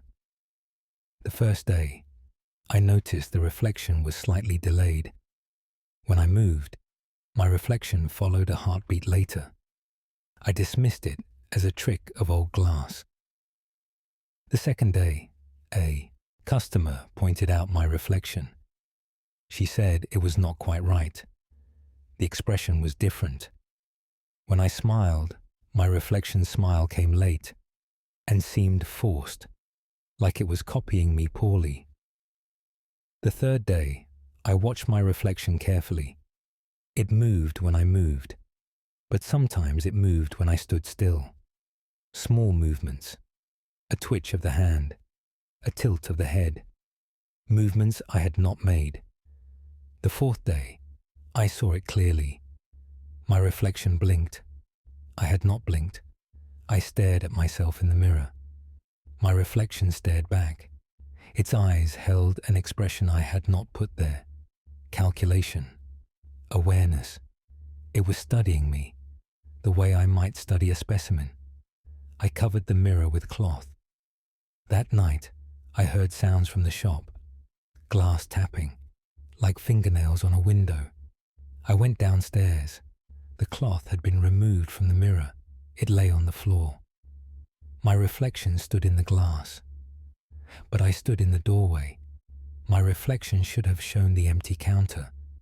Instead, it showed me, standing exactly where I stood. But the reflection was not moving with me now. It moved independently. It raised its hand. I did not raise mine. It pressed its palm against the glass from inside. I saw the hand flatten against the surface, pressing, testing. Then it smiled. Not my smile. Something else wearing my face. I ran. I locked myself in my bedroom. In the morning, I found fingerprints on the inside of the glass. Impossible. Nothing could touch the inside of a mirror. But there they were, pressed against the silver backing. I tried to remove the mirror. It would not come off the wall. The nails were rusted solid. The wood had swollen, as if it had been there for decades instead of days. I tried to break the glass. I struck it with a hammer. The hammer bounced off. The glass did not crack. My reflection laughed. I heard it, through the glass, my own laugh. But wrong. That was yesterday. Today, I opened my shop as usual. Customers came. They acted strangely around me. They said I seemed different. One woman asked if I was feeling well. She said I looked wrong, like I was not quite myself. This afternoon, I looked in the mirror again. My reflection was gone. The glass showed only the empty shop behind me. I turned to look. The shop was empty. I turned back to the mirror. I was in the glass now, but not standing where I actually stood. I was inside the mirror, looking out at my own body. My body stood at the counter. It moved my hands. It arranged bottles. It smiled at a customer who entered. But I was not controlling it. I was trapped, inside the glass. I pressed my hands against the inside surface. I could feel cold glass under my palms. I could see my fingerprints forming. I shouted. No sound came out. Or rather, sound came from my body, but not my words. My body spoke to the customer, in my voice, but saying things I had not thought, things I would not say. The customer left. My body turned and looked at the mirror, looked at me. It smiled. Then it went back to work, moving through my shop, living my life, while I remained trapped in the glass. I am writing this by pressing my finger against the silver backing. Somehow, my words appear in the real world, on the page of my journal. I do not know how long I have been here. Time moves strangely inside the mirror. I see my body aging, days passing in seconds. It runs my shop. It speaks with my friends. It sleeps in my bed. And I watch from inside the glass, unable to escape, unable to make anyone hear me, just watching as something else lives my life. William Crawford, Apothecary, Dundee, Angus, 24th March 1617. Archive note, Dr. Nathaniel Ashcroft. This journal entry appeared in Crawford's ledger, but the handwriting does not match his other entries. Crawford lived until 1652, running his apothecary successfully. The mirror was sold after his death. Its current location is unknown. End of file. Case file NOA 1599W. Classification: Shepherd's testimony. Date of statement: 7th October 1599. Location: Pentland Hills, Midlothian, Scotland. Author: Andrew Murray. Shepherd testimony regarding the Cairn Circle. I, Andrew Murray, Shepherd, do testify about the Cairn Circle in the Pentland Hills. I have walked these hills for 30 years. I know every path and hollow. There is a place I avoid, a circle of small cairns on the eastern slope. 7 cairns arranged in a perfect ring, each one the height of a man's knee, old beyond memory. Last week, one of my sheep wandered into the circle. I followed to retrieve it. As I stepped between 2 cairns, the air changed. It became thick, hard to breathe. The temperature dropped. I could see my breath. The sheep stood in the centre of the circle, motionless, staring at nothing. I called to it. It did not respond. I walked toward it. As I approached the centre, I heard whispers coming from the cairns themselves. 7 voices, all whispering at once, all saying the same words. Stone binds us. Stone holds us. Stone keeps us. I reached for the sheep. My hand passed through it, like reaching through smoke. The sheep was not solid. I could see through it, a translucent image of a sheep. Then I looked down. My own body was the same, translucent. I could see the grass through my feet. I tried to step backward. My feet would not move. I was bound, held in place. The whispers grew louder. Stone binds us. Stone holds us. Stone keeps us. Now stone binds you. I felt weight on my body, pressing down, like stones being placed on my chest, my legs, my arms. I could not see the stones, but I felt their weight, growing heavier, crushing me down. I sank, slowly, into the earth. The ground was not solid. It was soft, like water. I sank to my ankles. The weight increased. I sank to my knees. The 7 cairns began to glow. A dull red light, like coals in a dying fire. From within each cairn, I saw movement, shapes forming, human shapes, compressed, bent, folded to fit inside the small stone piles. The shapes pressed against the stones from inside, trying to get out. Hands pushed through gaps, twisted hands with broken fingers, faces pressed against openings, crushed faces with mouths open in silent screams. 7 people, trapped inside 7 cairns, unable to die, unable to escape, bound by stone for centuries. And now they wanted me to join them. The 8th cairn would be built around me. I would be folded, compressed, sealed in stone, forever. I sank to my waist. I could not move my arms now. They were pinned by invisible weight. I opened my mouth to scream. No sound came out, just as no sound came from the 7 trapped in the cairns. Then I heard hoofbeats, a rider approaching, a traveller on the hill path. The compression stopped. The weight lifted slightly. The rider passed near the circle. He did not see me, but his horse did. The animal shied away, refused to approach. The rider turned his mount, rode away quickly. The distraction broke something. The weight vanished completely. I pulled myself up, out of the ground. My body became solid again.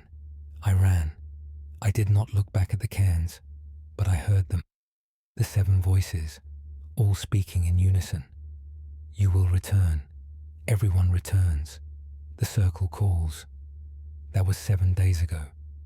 Each night, I dream of the circle. I see myself walking toward it. I cannot control my feet. They carry me there. In the dream, I enter the circle. I sink. The stones pile around me, sealing me in. And I join the 7, whispering.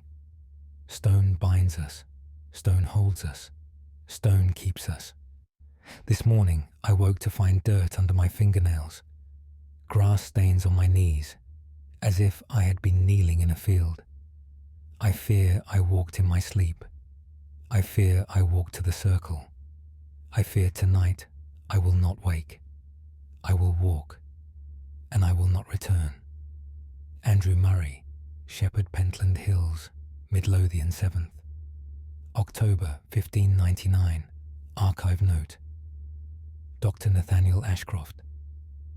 Murray's testimony exists in Edinburgh court records, submitted when he sought help from the Kirk. Murray disappeared in late October 1599. A shepherd found his crook and coat near a circle of cairns in the Pentland Hills. An eighth cairn had appeared in the circle. End of file. Case file. NOA1703K. Classification. Priest's confession. Date of statement. 13th May, 1703. Location. Iona, Argyll, Scotland. Author. Father Colin MacLeod, parish priest. Confession of what I found in St. Oran's Chapel was her. Father Colin MacLeod, priest of Iona. Do confess my sin. I have disturbed that which should remain sealed. St. Oran's Chapel is the oldest building on Iona, built in the year 1160. Beneath the chapel lies a crypt, sealed since the chapel's construction. No one remembers why. Old warnings speak of keeping it closed, but the warnings give no reason. Last month, water damage threatened the chapel foundation. Repairs required accessing the crypt. The bishop granted permission to open the seal. I supervised the work. Masons removed stones from the crypt entrance. Behind them, we found a second seal. This one was not mortar and stone. It was iron bands wrapped around the door frame, with symbols carved into the metal. Symbols I did not recognize. Not crosses, not saints. Something older. We cut through the iron. The door opened. Cold air rushed out.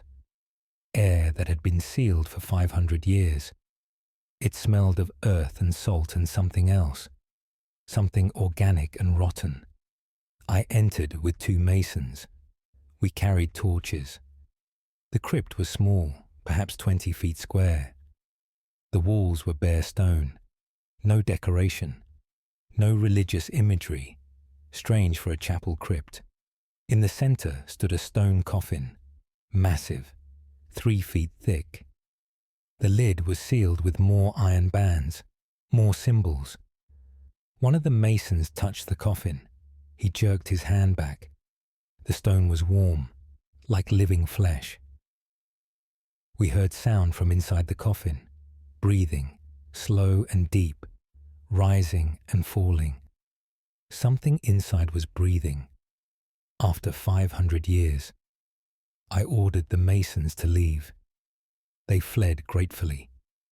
I remained. I am a priest. I have faced evil before, or so I thought. I placed my hand on the coffin. The stone pulsed, like a heartbeat, slow but steady. Thump, thump, thump. I spoke prayers. The heartbeat quickened. The breathing grew louder. Then I heard a voice from inside the sealed stone, muffled but clear. Father, it knew what I was. Father, let me out. I have been here so long in the dark, so long unable to move. They sealed me here, the brothers of old. They said I was evil. They said I must never walk again. But I am not evil, Father. I am alone. Please let me out. The voice sounded human, desperate, pleading. I considered it. Perhaps the old brothers had made a mistake. Perhaps someone had been sealed alive, through error or malice. My hand moved toward the iron bands. Then the voice changed. Laughter. Not human laughter. The sound of wind through caves. The sound of animals dying. You were going to open it. So easy. 500 years of patience. Worth it for one moment of priestly compassion. When I am free, Father, I will visit every church on this island. I will enter every holy place, and I will corrupt them. I will make them mine, starting with you. I pulled my hand away. The laughter continued. You cannot leave me here forever, Father. Stone crumbles, iron rusts, seals fail. I can wait another 500 years. Can you? Can your church? Eventually someone will open this coffin. Someone will be curious, or compassionate, or foolish, will be free. I fled the crypt. I ordered it sealed immediately. 3 layers of stone, new iron bands, new symbols blessed by the bishop himself. But I hear it still. At night, when I pray in the chapel above, I hear breathing from below. I hear the heartbeat, thump, thump, thump. And sometimes I hear the voice, calling me, reminding me that stone crumbles, that iron rusts, that seals fail, and promising what will happen when it is free. I have failed in my duty. I should have strengthened the seal. Instead, I opened it. I listened to the voice. I was tempted to free it. God forgive me. I have endangered every soul on this island. Father Colin MacLeod, Parish Priest, Iona, Argyll, 13th May, 1703. Archive note, Dr. Nathaniel Ashcroft. Father MacLeod's confession was found in church records after his death in 1705. The crypt beneath St. Oran's Chapel remains sealed. In 1954, during foundation repairs, workers reported hearing sounds from beneath the chapel. Work was halted and the area reinforced with concrete. End of file. Case file NOA1654T. Classification University Record. Date of statement 1st November 1654. Location St Andrews, Fife, Scotland. Author Professor James Melville, Natural Philosophy. Record of the experiment that failed I, Professor James Melville. Do record the disastrous results of my recent experiment. I teach natural philosophy at St Andrews University. My research concerns the nature of consciousness, whether the mind can exist separate from the body. I designed an experiment. A volunteer would be placed in a state of deep unconsciousness, using a mixture of herbs and compounds. While unconscious, I would attempt to detect any presence of the mind existing independent of the physical form. My volunteer was a student, Robert Fleming, 20 years old, eager to contribute to scientific advancement. The experiment began on October 30th at noon. I administered the compound. Robert became unconscious within minutes. I placed instruments around him, thermometers to detect temperature changes that might indicate spiritual presence, magnets to detect disturbances in natural forces, water in bowls to observe unexplained ripples. I observed for 3 hours. Nothing unusual occurred. Robert breathed steadily. His pulse remained strong. At the 3-hour mark, one thermometer showed a temperature drop from 70 degrees to 40 degrees in seconds. The other thermometers remained unchanged. Then the water began to ripple, all 4 bowls simultaneously, though no one had touched them. The magnets spun on their strings. Faster and faster, I recorded these observations carefully. Then Robert opened his eyes, but he did not wake. His eyes were open, but vacant. He stared at the ceiling. His mouth opened. A voice came out. Not Robert's voice. Deeper, older. "What have you done?" I asked who spoke. The voice laughed. "You pulled his mind out. You separated consciousness from flesh. You opened a door, and I walked through." Robert's body sat up. His movements were wrong, stiff, like someone learning to operate a mechanism. He looked at his hands, turned them over, examined them. Flesh, warm flesh. I have not felt flesh in 300 years. I demanded to know what had entered Robert's body. The thing inside Robert smiled. I was once a man. I died in 1298, in this very room, when it was not a room but a cell. I was a monk. I died of plague. My body rotted, but my mind remained, trapped in these walls, watching, waiting. You pulled your student's mind away, just for a moment, just long enough for me to slip in. Now his body is mine. I attempted to wake Robert. I administered compounds to reverse the unconsciousness. The body woke fully. But Robert was not there, only the other presence. It stood, walked around the room, testing the body. Robert's body, but moving with alien purpose. It spoke. Thank you, Professor. For 300 years I have been nothing but awareness, unable to touch, unable to act. Now I can live again. It walked to the door. I blocked the way. The thing inside Robert grabbed me. Robert was not a strong young man, but the grip was powerful, crushing my arm. It smiled with Robert's face. I am much older than this body, much stronger in will. You cannot keep me here. It left. I searched for Robert's body throughout the day. I found it that evening in the chapel.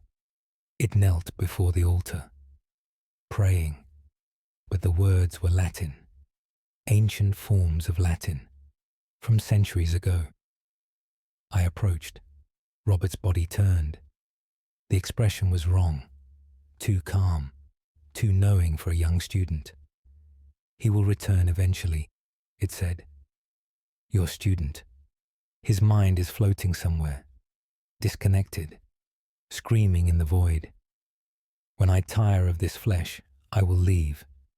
Then he can have it back. What remains of him? It has been 2 days. Robert's body still walks the university, attending places Robert would go, but moving wrong, speaking wrong. Everyone notices something is not right, but no one understands what. Only I know. Robert Fleming's body is occupied, and I do not know how to return him to it. I do not know if Robert still exists to return. Professor James Melville, Natural Philosophy, St Andrews, Fife, 1st November 1654. Archive note, Dr. Nathaniel Ashcroft. Melville's record was found in university archives. Robert Fleming's name appears in records until 1658, when he died in a riding accident. Friends reported Fleming had changed dramatically after an illness in 1654, becoming withdrawn and speaking often of feeling disconnected from his own body. End of file. Case file. NOA 173, 9 Elsel classification. Fisherman's account. Date of statement, 26 September 1739. Location, Loch Ness, Inverness Shire, Scotland. Author, Hamish Grant, fisherman. Account of what took my nets. I, Hamish Grant, fisherman of Loch Ness, do account for my lost nets and what I saw. I have fished this loch for 40 years. I know its depths and currents. I know where fish gather and where they avoid. There is one place I never set nets, near the deepest part of the loch. The water there is black. No fish swim there. Nothing lives there. Old fishermen warned me. Their fathers warned them. Go back generations. Always the same warning. Avoid the black water. Last week, a rich man hired me, an Englishman. He wanted to know why we avoided that section. I told him the old warnings. He laughed. He called it superstition. He offered me £10 to set nets in the black water. £10 is 6 months of income. I accepted. We rowed out at dawn on September 23rd. The water was calm, black as ink. Looking down, I could see nothing. No bottom, no fish, just darkness. I set 4 nets, strong nets, new rope. We marked the location with floats. We returned to shore. That night, I could not sleep. I felt uneasy, like I had violated something. The next morning, we returned to check the nets. The floats were gone. all 4 of them, pulled under. We rowed in circles searching. I found one float. It floated up suddenly. The rope attached to it was shredded, not cut, not frayed, torn, like something had ripped through it with teeth or claws. The rope was 2 inches thick, hemp strong enough to hold 1,000 pounds, torn like paper. We found the second float. The same. Rope shredded. We did not find the third or fourth. The Englishman wanted to know what could do this. I had no answer. That night, other fishermen reported something. They heard sounds from the loch, deep sounds, like whales calling, but there are no whales in Loch Ness. The sound was low. It vibrated through the ground, through their homes, through their bones. The next day, dead fish appeared, thousands of them, floating on the surface, all from the same area, the black water. The fish were not damaged. They simply looked terrified, eyes wide, mouths open, as if they had seen something so horrifying they had died from fear alone. Yesterday, I returned to the loch alone. I had to see. I had to know what I had disturbed. I rowed out to the black water. I stopped. The water was perfectly still, like glass. I looked down. At first, I saw only darkness, then movement. Deep below, something ascending, something large, rising from the depths. I grabbed the oars. I rowed. Behind me, the water began to churn. Something was surfacing. I did not look back. I heard it though. The sound of water displaced. The sound of breathing. Massive breathing, like bellows in a forge. I rowed harder. My boat lurched. Something had brushed against the bottom, from below. I felt the boat lift, rising on something beneath, then dropping as it moved away. I reached shallow water. I looked back. The black water was disturbed, circles spreading. Something had surfaced. Something had gone back down. But I saw part of it, a shape breaking the water, long, serpentine, covered in something dark and glistening. A head rose briefly, not a fish head, not a snake, something else, with eyes, large eyes, that looked at me, with intelligence, with recognition, with anger. Then it slipped back under. Gone. The water became still again, black and calm, like nothing had happened. But I know, something lives in that deep water, something ancient, something that was undisturbed for centuries, until I set my nets there. Now it knows boats pass above. Now it knows humans fish these waters, and it is angry. Last night, 3 boats were found sunk in the loch, all near the black water, all with their bottoms torn out. From below, the fishermen were found alive on shore. They will not speak. They only stare at the water and shake. Hamish Grant, fisherman, Loch Ness, Inverness Shire, 26 September 1739. Archive note: Dr. Nathaniel Ashcroft. Grant's account exists in Highland folklore collections. Loch Ness has been the site of numerous unexplained boat disappearances over the centuries. The black water section Grant describes corresponds to one of the deepest parts of the loch, over 750 feet deep. End of file. Case file NOA 1578R classification. Gravedigger's statement. Date of statement 3rd April 1578. Location Greyfriars Kirkyard, Edinburgh, Scotland. Author Thomas Ross, Gravedigger. Statement on the moving graves. I, Thomas Ross, Gravedigger of Greyfriars Kirkyard, do provide statement on events in the old section. I have dug graves for 23 years. I know every plot, every stone, every burial. 3 weeks ago, I noticed something wrong.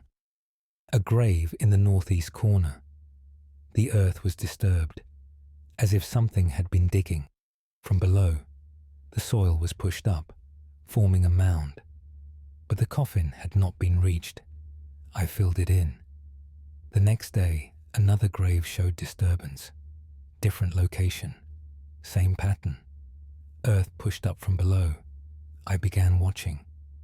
Every morning, I found new disturbances. Always different graves. Always the same pattern. Something digging upward, from inside the ground. Then I found the first empty grave. A burial from 6 months prior. A merchant named William Forbes. The earth was split open. The coffin lid had been pushed up, from inside. The coffin was empty. No body, no bones, no clothing. Just empty.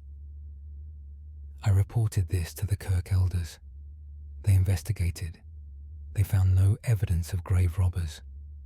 The coffin had been opened from within. The scratches on the inner lid proved it. Fingernail marks, deep gouges.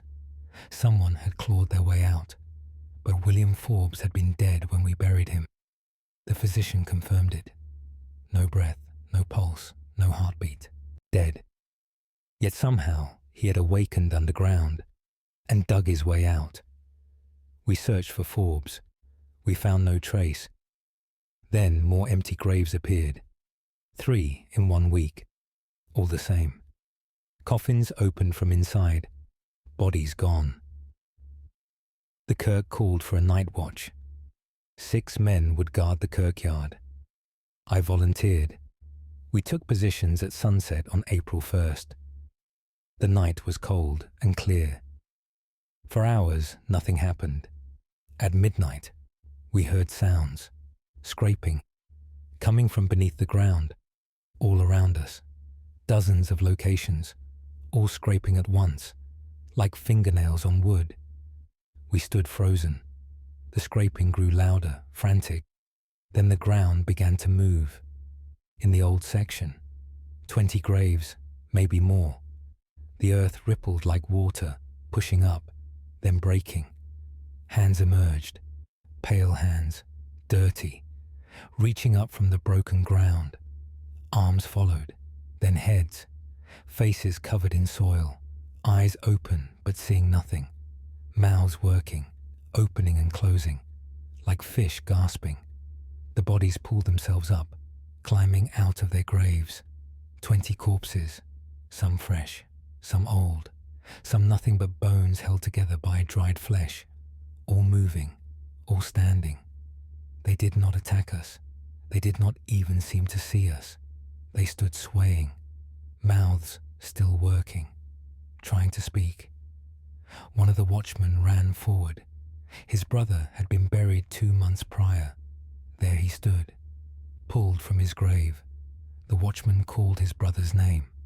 The corpse turned, its mouth opened wider. A sound came out, not words, a moan, deep and long. All the corpses began to moan. The same sound, the same tone, all together. The sound grew louder, painful to hear. We fled, all 6 of us. In the morning, we returned with the minister. The graves were still open. The bodies were gone. We searched Edinburgh. We found them scattered throughout the city, standing in closes, in courtyards, in front of houses, all facing the same direction, west toward the sea. They stood motionless, still moaning that same sound. People tried to approach them. The corpses walked through anyone in their path, not around, through, as if the living were not solid. By noon, they reached the shore at Leith. They walked into the water, all of them, 20 corpses walking into the Firth of Forth. The water rose to their knees, their waists, their chests. They kept walking. Their heads went under. They did not stop. They walked until they disappeared beneath the surface. None have returned. But every night since, we hear sounds from the kirkyard, scraping, from new graves, more trying to dig their way out, more called by something that pulls them from rest, something in the water, something that needs the dead. Thomas Ross, Gravedigger, Greyfriars Kirkyard, Edinburgh, 3rd April, 1578. Archive note. Dr. Nathaniel Ashcroft, Ross's statement appears in Edinburgh Kirk Records. Multiple witness accounts corroborate the event. In the following month, 23 new burials were recorded at Greyfriars that later showed evidence of disturbance from within. The pattern continued sporadically for 30 years. End of file. Case file NOA1696H. Classification.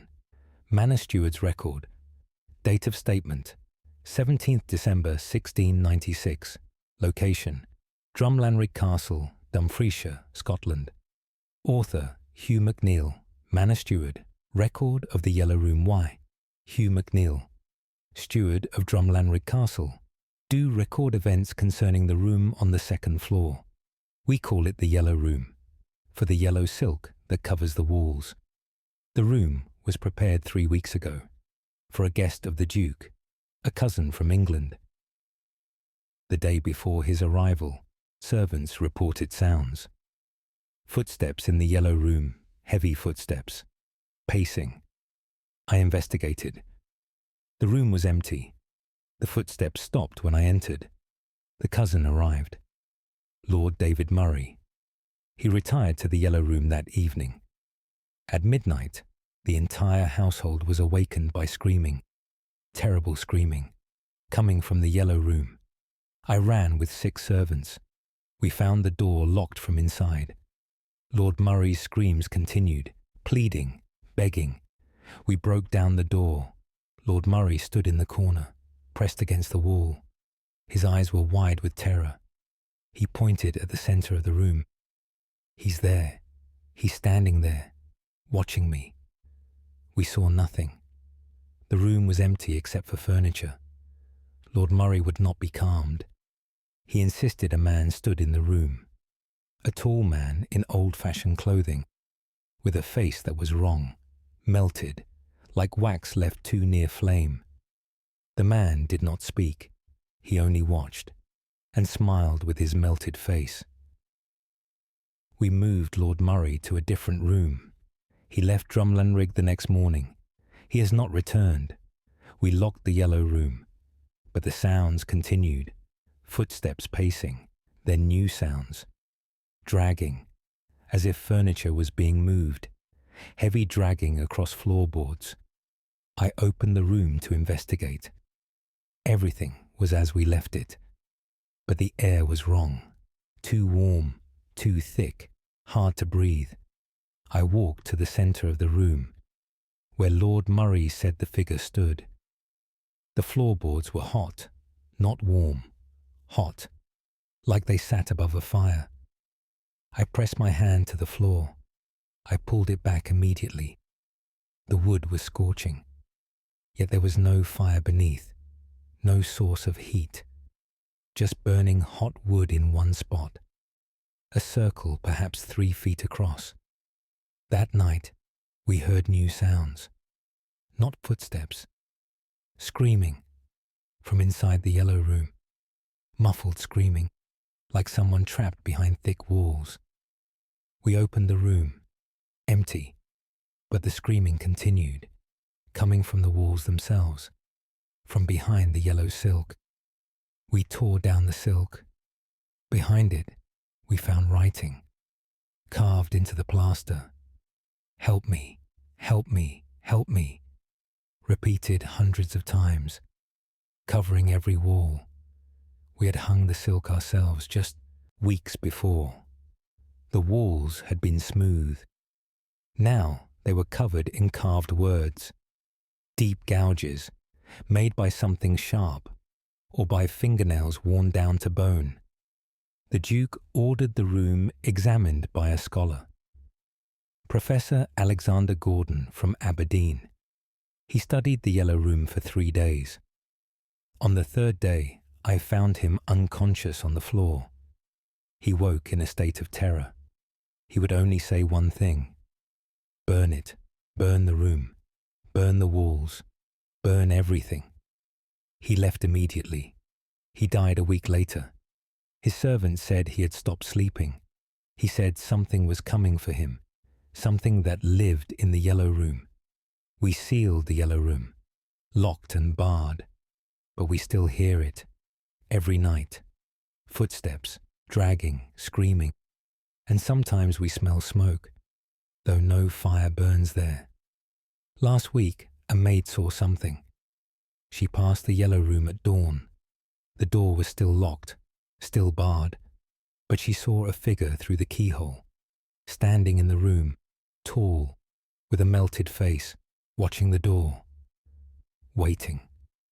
The maid quit that day. 3 more servants have left. They will not say why. They will only say they saw him. The man with the melted face. He is not confined to the Yellow Room anymore. He walks the corridors at night, looking for something or someone. Hugh McNeill, Manor Steward, Drumlanrig Castle, Dumfriesshire, 17th December 1696. Archive note: Dr. Nathaniel Ashcroft. McNeill's record was discovered in Drumlanrig Castle archives. The Yellow Room was permanently sealed in 1697. During renovations in 1840, workers found the door bricked over. They did not open it. The room remained sealed within the castle structure. End of file. Case file NOA174-2N. Classification: Tollkeeper's Journal. Date of statement: 9th January 1742. Location: Devil's Elbow Pass, Perthshire, Scotland. Author: Kenneth Campbell. Tollkeeper journal entry on the travellers who never leave. Kenneth Campbell, keeper of the toll house at Devil's Elbow Pass. Do record what I have witnessed. I have kept this toll for 11 years. The pass is narrow and dangerous. In winter, few travel it. Those who do always stop at my house for warmth and direction. Last month, a traveller arrived at dusk. A gentleman on horseback, well dressed. He paid his toll. He asked about lodging ahead. I told him the inn was 5 miles north. He thanked me and rode on. The next morning, the same gentleman arrived, from the south, the same direction he had come the day before. He did not recognize me. He paid his toll again. He asked about lodging ahead. I told him the same information. He rode north. The following morning, he arrived again, from the south. Same clothing, same horse, same questions. I asked if he remembered me. He looked confused. He said we had never met. He paid his toll and rode north. This has continued for 37 days. Every morning, the same gentleman arrives from the south. Every morning, he has no memory of the previous days. Every morning, he rides north toward the inn. He never reaches it. The innkeeper confirms this. No such guest has arrived. But it is not only him. 3 other travellers are caught in the same pattern. A merchant in a wagon. A woman on foot. 2 brothers travelling together. All arrive each morning from the south. All believe it is their first time. All ride or walk north. All disappear. All return the next morning to begin again. I tried to stop them. I told the gentleman about the pattern. He laughed. He said I was mad. He rode north. The next morning, he returned with no memory of our conversation. I tried to follow one traveller, the merchant in his wagon. I walked behind him up the pass. He travelled perhaps half a mile. Then he simply was not there. The wagon vanished mid-journey, one moment rolling ahead of me, The next moment gone. I walked the entire pass to the inn. No sign of the merchant, no tracks leaving the road, just gone. The next morning, he arrived at my toll house, from the south, ready to begin again. Yesterday, I tried something different. When the gentleman arrived, I refused him passage. I blocked the road. I told him he could not go north. He became angry. He tried to ride around me. His horse would not move forward. It reared and fought, as if blocked by an invisible wall. The gentleman dismounted. He tried to walk forward. He could not. His feet would not cross a certain point. He pushed against the air, like pushing against glass. He could not pass. He became frantic, desperate. He said he had to reach the inn. He had to continue north. Something compelled him. He could not explain what. He simply had to go. I watched him struggle for an hour. Then he faded, like morning mist in sunlight. He became transparent, then invisible, then gone. This morning, he arrived again. From the south, no memory, no knowledge of yesterday's struggle. Ready to begin the pattern once more. I believe they are dead. All 4 travellers. They died somewhere on this pass, perhaps years ago, perhaps decades. Now they are trapped, doomed to repeat their final journey, forever approaching their destination, never arriving, always returning to start again. And I am trapped here watching them, unable to free them, unable to break the pattern.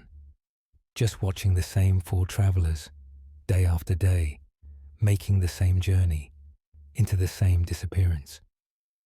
Kenneth Campbell, Tollkeeper Devil's Elbow Pass, Perthshire, 9th January 1742. Archive note, Dr. Nathaniel Ashcroft. Campbell's journal was found in the abandoned toll house in 1756. Campbell himself disappeared in February 1742. Travellers still report seeing a tollkeeper at Devil's Elbow Pass who asks for payment in old currency and speaks of travellers who never arrive. End of file. Case file NOA 1638V. Classification Blacksmith's testimony. Date of statement 22nd June 1638. Location Culross, Fife, Scotland. Author Malcolm Reed. Blacksmith testimony regarding the iron box. Why? Malcolm Reed, blacksmith of Culross, do testify about the iron box. A stranger brought it to my forge 3 weeks ago. He wanted it opened. The box was old, ancient, covered in rust, sealed with a lock I had never seen, complex, foreign. The stranger said he found it buried in his field. He wanted to know what was inside. I examined the lock.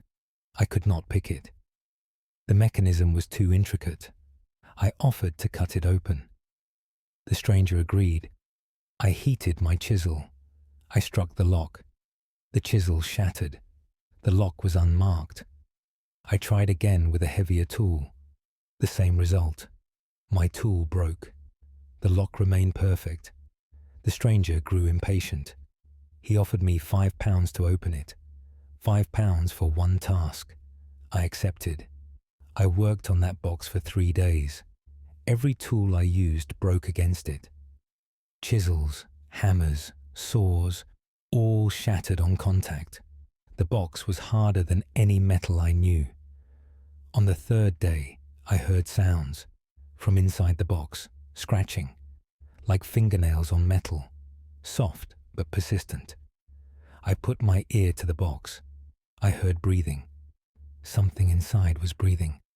I pulled away. The stranger was not there. He had not returned since the 1st day. I was alone with the box. The scratching continued. Then I heard a voice, muffled, coming from inside.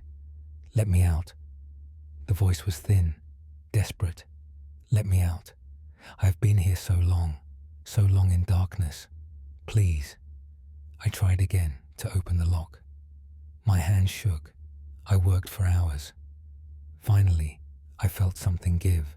A click inside the mechanism. The lock opened. I lifted the lid. The box was empty. No, not empty. Full of darkness. Darkness that should not exist. Darkness that moved. Like liquid shadow. It poured out of the box, flowing over the sides, across my workbench, onto the floor. It moved against gravity, up the walls, across the ceiling, filling my forge. I ran outside. The darkness followed. It flowed through the door, into the daylight. Daylight did not disperse it. The shadow moved through the village. People screamed as it passed. Where it touched skin, it left marks. Black marks, like frostbite. The darkness moved toward the kirk. It flowed through the kirk door. Inside, it began to take shape. The shadow compressed, forming a figure, human-shaped but wrong, too tall, too thin. The figure solidified, became almost real. A man dressed in ancient clothing. His face was hollow. His eyes were empty sockets. But he saw.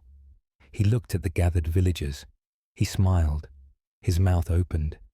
No teeth, just darkness inside. He spoke. "Thank you." His voice echoed, as if coming from very far away. "I have been sealed in that box for 800 years, bound by those who feared me, locked in iron, kept in darkness, unable to die, unable to live, just existing, forever. Now I am free." The figure walked through the kirk.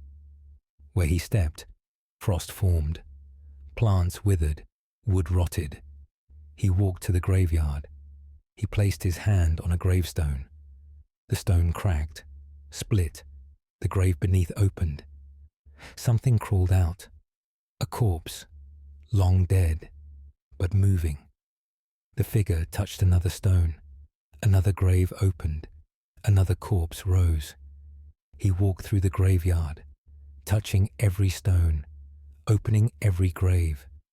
By nightfall, 50 corpses walked Culross. They did not attack. They simply followed the figure. An army of the dead. He led them out of the village, into the hills. The villagers watched them go. A procession of corpses, following the man from the box. We do not know where they went. But each night since, we see lights in the hills, moving lights, and we hear sounds, digging. The dead are digging, building something, or uncovering something. The stranger who brought me the box never returned. I searched for him. His farm was empty, abandoned. In his field, I found a hole, where he had dug up the box. The hole went deep, 20 feet or more. At the bottom, I found more boxes, dozens of them, all sealed, all covered in rust, all with complex locks. I filled the hole. I told no one. But I fear what will happen if anyone else finds them, if anyone else opens them. How many are sealed in darkness, waiting for freedom? Malcolm Reed, Blacksmith, Culross, Fife. 22nd June, 1638 archive note. Dr. Nathaniel Ashcroft Reed's testimony exists in Kirk records. The field he describes was excavated in 1891 during railway construction. Workers reported finding iron objects buried deep underground. The objects were never catalogued and their current location is unknown. End of file. Case file NOA1596Q. Classification. Mine Foreman's Report. Date of statement 4th March 1596. Location Lead Hills, Lanarkshire, Scotland. Author David Thompson, Mine Foreman. Report on the lower shaft incident. Why? David Thompson. Foreman of Lead Hills Mine. Do report on the incident in the lower shaft. We have been mining lead here for 30 years. The mine goes deep, 300 feet below ground. Last month, we broke through into a new chamber. Not a natural cave. This was carved. The walls were smooth, too smooth. The chamber was large, perhaps 50 feet across. In the center stood a pillar. Stone, covered in symbols. Not Pictish, not Roman. Something older. The miners wanted to leave. They said it felt wrong, but the owner demanded we explore. Lead veins might run through this chamber. I took 3 men down. We carried torches. The chamber was cold, colder than the mine above. Our breath showed white. We approached the pillar. The symbols were carved deep. I touched one. The stone was warm, like living flesh. I pulled my hand back. One of the miners, John Stewart, walked around the pillar. He called out. There was something on the other side. We joined him. A gap in the floor. A hole, perhaps 3 feet wide. We dropped a torch into it. The torch fell. We watched it shrink, smaller and smaller. It fell for a full minute. Then we lost sight of it. We heard no sound of it hitting bottom. The hole went deeper than our torches could show. John Stewart said he heard sounds from below, voices calling up. We listened. At first, silence. Then we heard them. Many voices, all calling, all saying the same thing. Come down, come see, come join. The voices were not human. Too many tones in each voice, like several people speaking through one mouth. We backed away. As we did, the temperature dropped further. Ice formed on the walls, on the pillar, on our clothes. The voices grew louder, more insistent. Come down now. Something moved in the hole. A hand, reaching up, grey, too many fingers. The hand gripped the edge. Another hand appeared. Then a head. The head was wrong. The skull was elongated. The jaw hung too low. The eyes were too large, empty, black. It pulled itself up, out of the hole. Its body was impossibly thin, bones showing through grey skin. It stood 8 feet tall. It looked at us. Then it smiled. Its mouth opened too wide, full of teeth that were too sharp. We ran. Behind us we heard it following. Not running, walking. Its footsteps echoed. Slow, patient. We reached the shaft lift. We signaled to be raised. The winch began pulling us up. Below we saw it, standing at the edge of the light, watching us rise, still smiling. When we reached the surface, I ordered the lower shaft sealed. We dropped stones down, filled it completely, 300 feet of rock, but we still hear it. At night, when the mine is quiet, sounds from below, tapping, on stone, getting closer, working its way up, and the voices, come down, come see, come join. They call to the miners. Some have started walking toward the sealed shaft, in their sleep. We find them at dawn, standing at the barrier, pressing their hands against the stones, trying to move them, to clear the way. Yesterday, one miner broke through. He moved enough stones to create a gap. He crawled through, down into the darkness. We heard him calling back, his voice changing, becoming like the others, too many tones. Come down, come see, come join. Now 2 voices call from below. More miners are walking in their sleep. More are trying to clear the stones.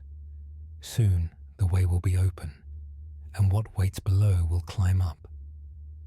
David Thompson, mine foreman, Lead Hills, Lanarkshire, 4th March 1596 archive note. Dr. Nathaniel Ashcroft. Thompson's report was found in mine records. The lower shaft was permanently abandoned in March 1596. The mine continued operating until 1928. Workers consistently reported hearing sounds from sealed sections. In 1954, a geological survey detected a massive void beneath the mine, estimated at over 1,000 feet deep. End of file. Case file NOA 1719S. Classification: Tutor's private letter. Date of statement: 16th November 1719. Location: Craith's Castle, Kincardineshire, Scotland. Author: Margaret Sinclair, governess. Letter to sister.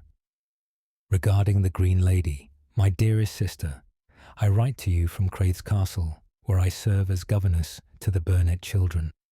I must confide something that troubles me deeply. The castle is said to be haunted by the Green Lady, a spirit seen for generations. I dismissed this as servants' tales until I saw her myself. 3 weeks ago, I was reading in the library at midnight. The fire had burned low. I heard footsteps in the corridor. Light footsteps. A woman's footsteps. The door opened. A woman entered. She wore a green gown, old-fashioned, from perhaps 200 years past. Her hair was arranged in an archaic style. She was beautiful, but there was something wrong. She moved without disturbing the air. She cast no shadow in the firelight. She did not see me. She walked to the far wall. She pressed her hand against the panelling. The wood seemed to ripple under her touch, like water. Then she faded, simply dissolved into nothing. I sat frozen for several minutes. The next morning, I asked about the Green Lady. The servants confirmed the sightings. She has been seen for 300 years, always in the same dress, always walking to the same wall, always pressing her hand against it, always fading. They say she was a young woman of the castle. She became pregnant. The father was a servant, forbidden by her family. The baby was born in secret. The infant was taken from her. She searches for her child. That is the story they tell, but I do not think it is the full truth. Last week, I saw her again. This time, I followed. She led me through corridors, to the oldest part of the castle, to a small room, unused, forgotten. She stopped at the wall, the same wall as in the library, the same gesture, pressing her hand against the wood. This time, I approached. I pressed my hand where she had pressed. The wood was cold, ice cold. Then it moved. The panelling swung inward, a hidden space behind the wall. I took a candle and looked inside. A small chamber, perhaps 4 feet square, empty, except for marks on the floor, scratches, deep scratches in the stone, made by fingernails, and words carved into the walls. Help me, let me out. I'm still alive. Please, God help me. I'm still alive. Repeated over and over, covering every surface. I stumbled back. The Green Lady stood beside me. She looked at me directly. For the first time she saw me. Her mouth opened. No sound came out, but I understood. She was not the one who was pregnant. She was the infant, taken from her mother, hidden in this space, left to die slowly, scratching at the walls, begging for help that never came. She died in there, alone, in darkness. Now she returns, trying to show someone, trying to make someone understand, but no one sees, or those who see do not investigate. So she remains, walking the halls, pressing against walls, hoping someone will finally open the hidden door, will finally find her remains, will finally let her rest. I told the family. They do not believe me. They say the Green Lady is a romantic legend. They refuse to investigate the hidden chamber. They will not disturb the walls. So I continue to see her. Every night now, she follows me, desperate, pleading without words, showing me again and again the wall, the hidden space, the place where she died. Last night, she touched me, her hand on my arm, cold as death.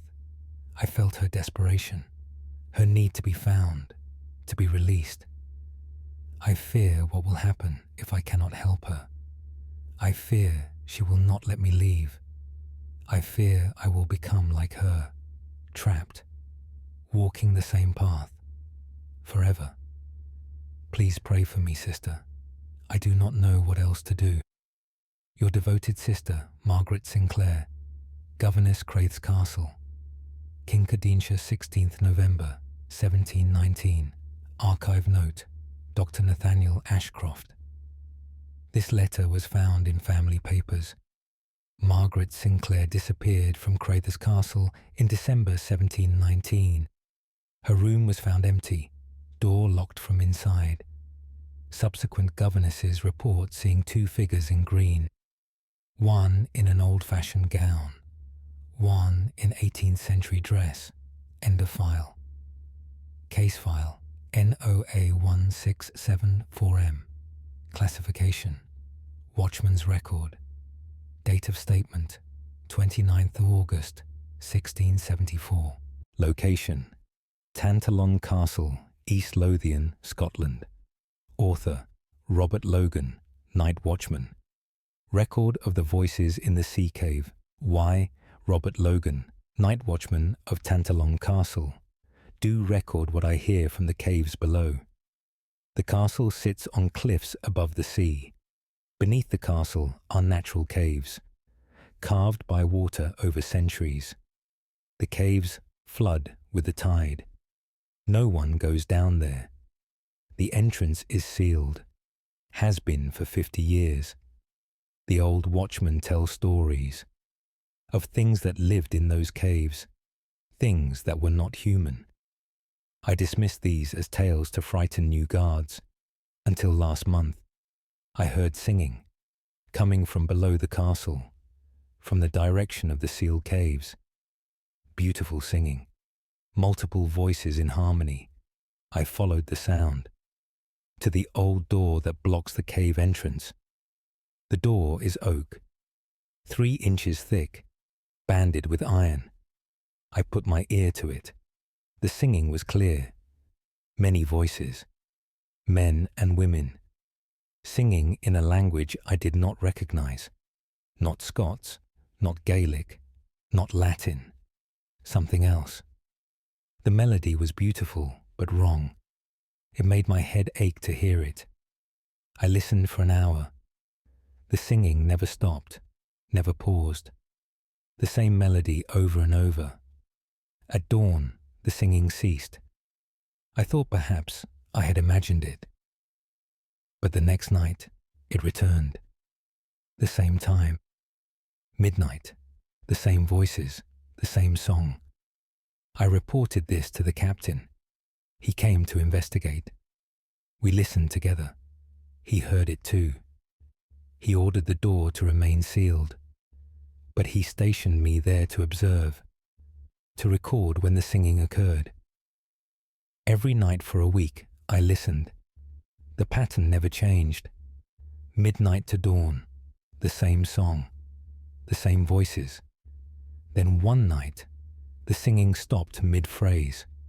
Silence. I waited. Then I heard something else. Talking. Dozens of voices, all speaking at once, overlapping. I could not distinguish individual words.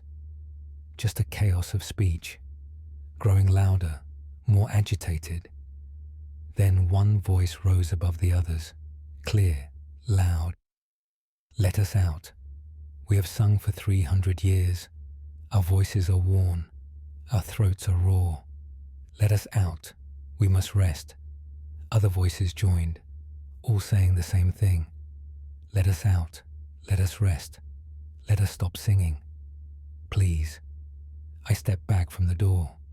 The voices became frantic, begging, screaming. We can hear you breathing. We can smell the living world. So close. Just open the door. Let us out. We will stop singing.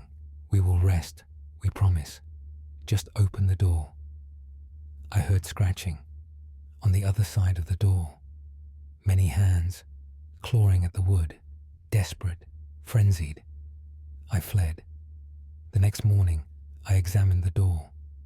Fresh scratches covered the inside, deep gouges, through 3 inches of oak, as if made by metal claws. The captain ordered the door reinforced. We added another layer of wood, more iron bands, but the singing continues, every night. And now I hear other sounds. During the day, when the caves should be flooded, sounds of movement below the castle, in passages that should be underwater, footsteps, many feet, walking through water, coming closer to the sealed door. Last night, something hit the door from inside, a heavy impact. The door shuddered, then another impact, then another. They are trying to break through. The singing has stopped. Now they only pound on the door and call out, over and over, let us out. We have sung for 300 years. Now we want to walk. We want to breathe air. We want to touch the living. Let us out, or we will break through. The door will not hold much longer. I hear the wood splintering. The iron bands are loosening. Soon they will be free, and I do not think they will stop singing because they are tired. I think they stopped because they do not need to lure anyone anymore. They know exactly where we are. Robert Logan, Night Watchman in Talon Castle, East Lothian, 29th August, 1674. Archive note. Note, Dr. Nathaniel Ashcroft. Logan's record was preserved in castle archives. The cave entrance was permanently bricked over in September 1674. Modern surveys have detected caverns beneath the castle that connect to the sea. In 1907, a diving team explored the underwater sections and reported hearing sounds like singing from deeper passages. The exploration was abandoned. End of file. Case file NOA 1543D. Classification. Innkeeper's statement. Date of statement 11th July 1543. Location Dunkeld, Perthshire, Scotland. Author James Douglas, innkeeper. Statement on the guest who stayed too long. I, James Douglas, keeper of the Crown Inn at Dunkeld, do provide statement about the guest in room 7. The man arrived 6 months ago. December 3rd. A gentleman traveller, well dressed. He paid for 1 night. He carried a leather case. He went to room 7. That was the last time anyone saw him leave. The next day, I went to collect payment for another night. I knocked on the door. No answer. I knocked again. A voice responded. The man said he would stay another night. Payment would come shortly. I waited. No payment came. But I heard movement in the room. Footsteps. I knocked again in the evening. The same voice. The same promise. This pattern continued. Every day I knocked. Every day the voice responded. Every day no payment came. After a week, I demanded entry. The voice said no. I threatened to break down the door. The voice said if I did, I would regret it. The voice had changed. Still the gentleman's voice, but colder, harder. I sent for the constable. We broke down the door together. Room 7 was empty. No guest, no belongings, no leather case, just empty. But the room was wrong. Too cold. The window was closed, but frost covered the glass. In July, the bed had not been slept in. The furniture was arranged strangely, all pieces pushed against the walls, leaving the centre of the room completely empty. On the floor, in that empty space, was a symbol, drawn in what looked like ash, a circle with lines radiating outward. I did not recognize it. The constable did. He went pale. He said it was a summoning circle, used in witchcraft, to call something, to bring something through. He said we should leave immediately. We should seal the room. We should never enter it again. I refused. This is my inn. I cleaned the room myself. I scrubbed away the symbol. I opened the windows to air it out. That night, I heard footsteps in room 7. Heavy footsteps, pacing. I went upstairs. The door was closed. I had locked it myself. The footsteps continued inside. I opened the door. The room was empty, but the footsteps did not stop. I could hear them, walking across the floor. I could see no one, but I felt something, a presence, something watching me. The temperature dropped. My breath showed white. The door slammed shut behind me. I tried to open it. The handle would not turn. I was locked in. The footsteps approached me. I felt breath on my face. Cold breath. I felt hands on my shoulders, pressing down, forcing me to my knees. I heard a voice, right against my ear. This room is mine now. I paid for it, with something more valuable than coin. You cannot evict me. You cannot make me leave. This room is mine, forever. The pressure released. The door opened. I ran.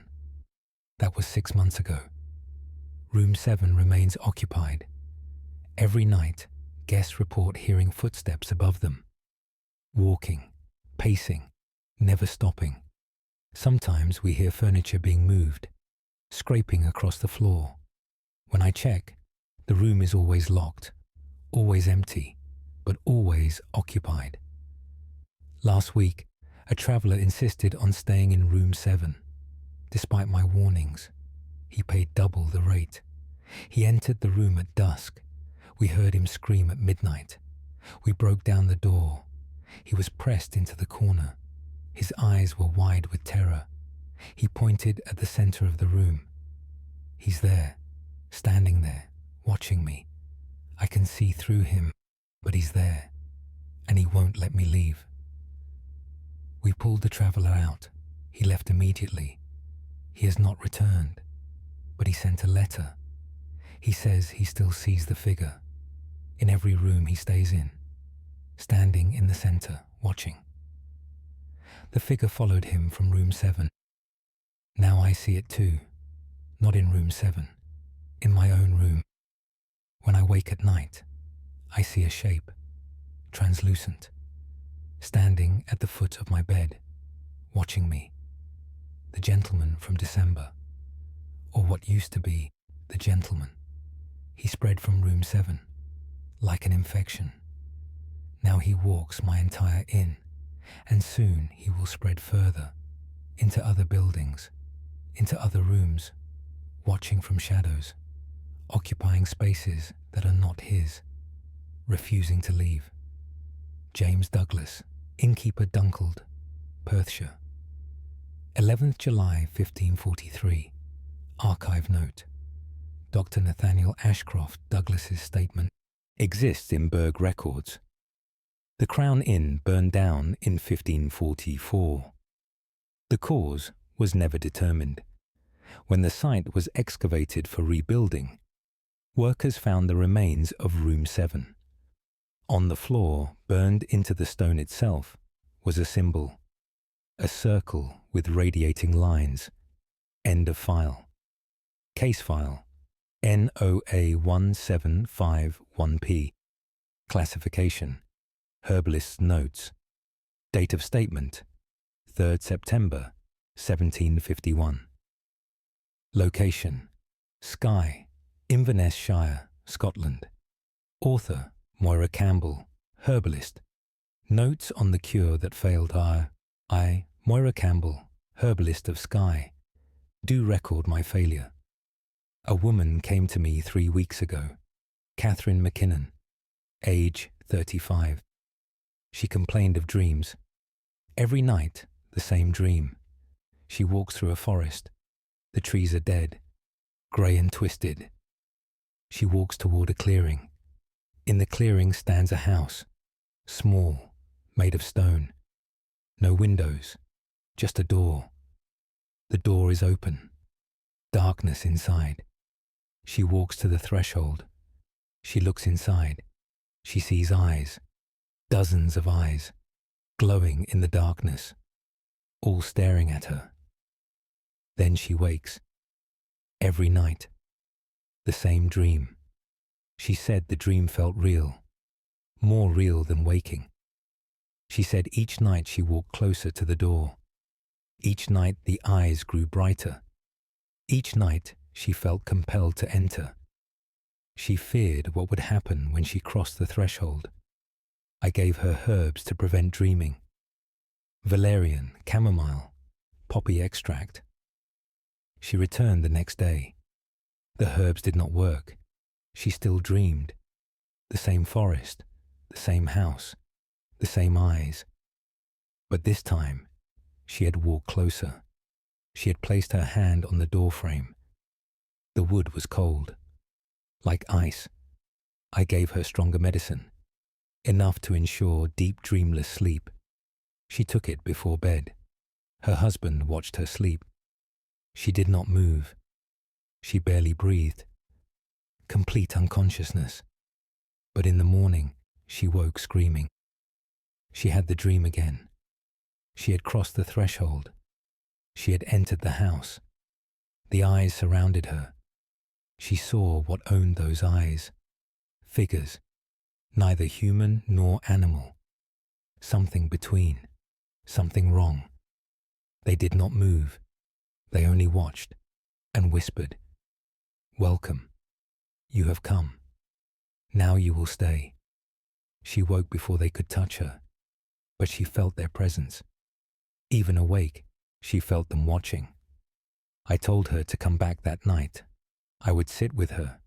I would wake her if she showed distress.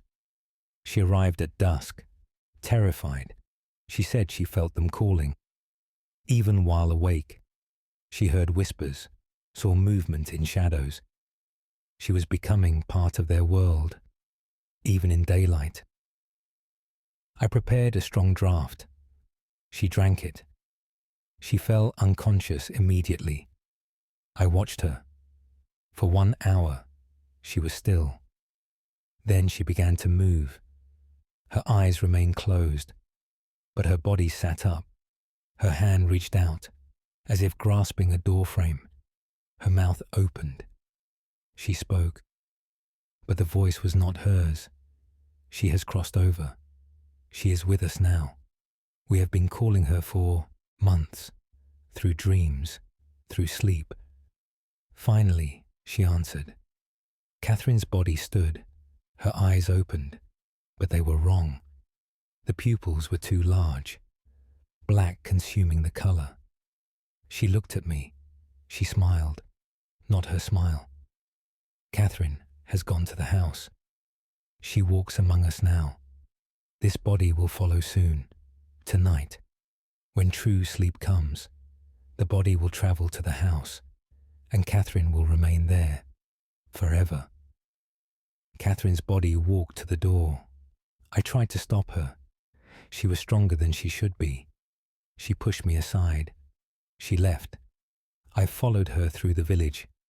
She walked toward the forest. The actual forest. Not a dream forest. Real trees, real ground. She walked with purpose, as if she knew the way.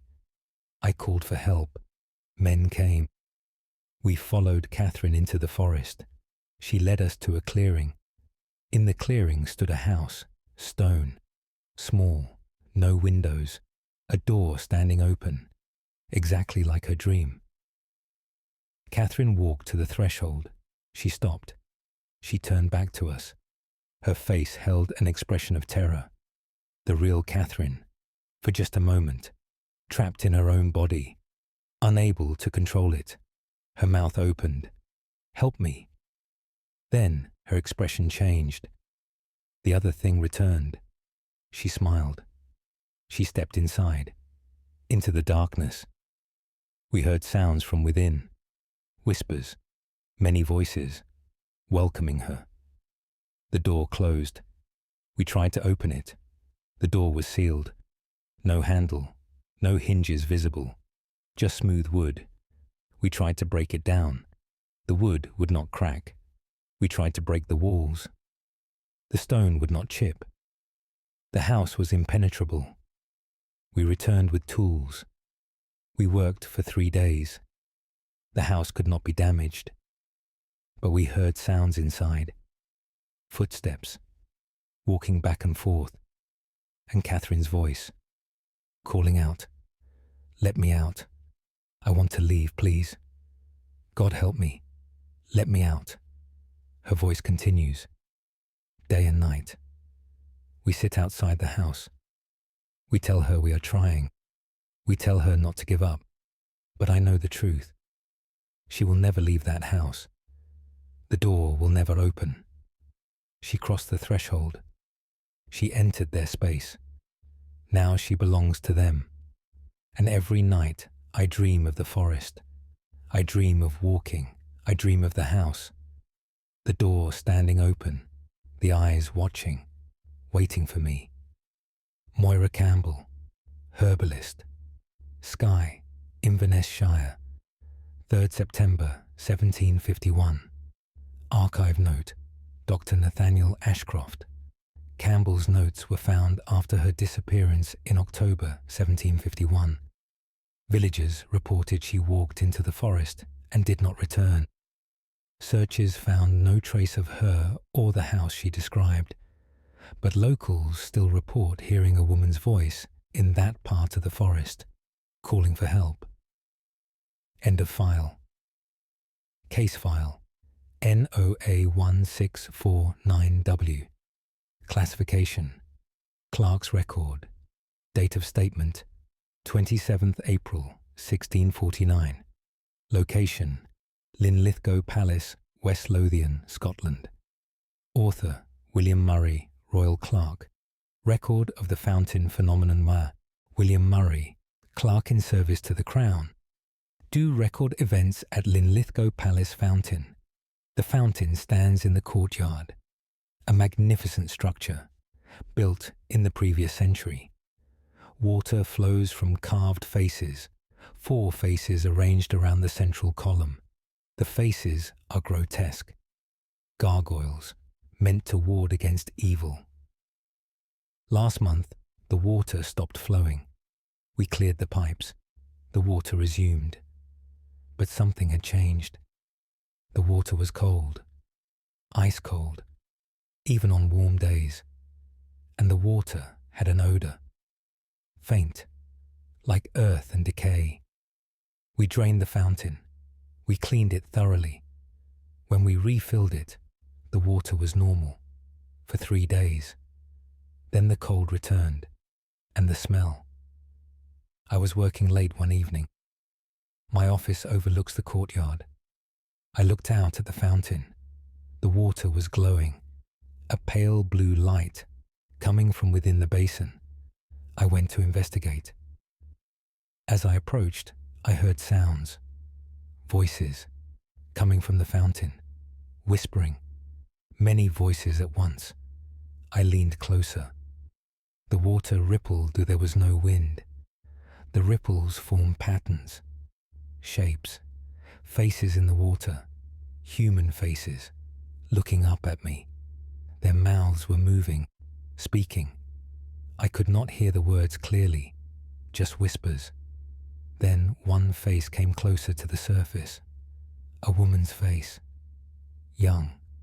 Her eyes were wide with fear. Her mouth opened. I heard her clearly. "Help us. We are trapped. So many of us.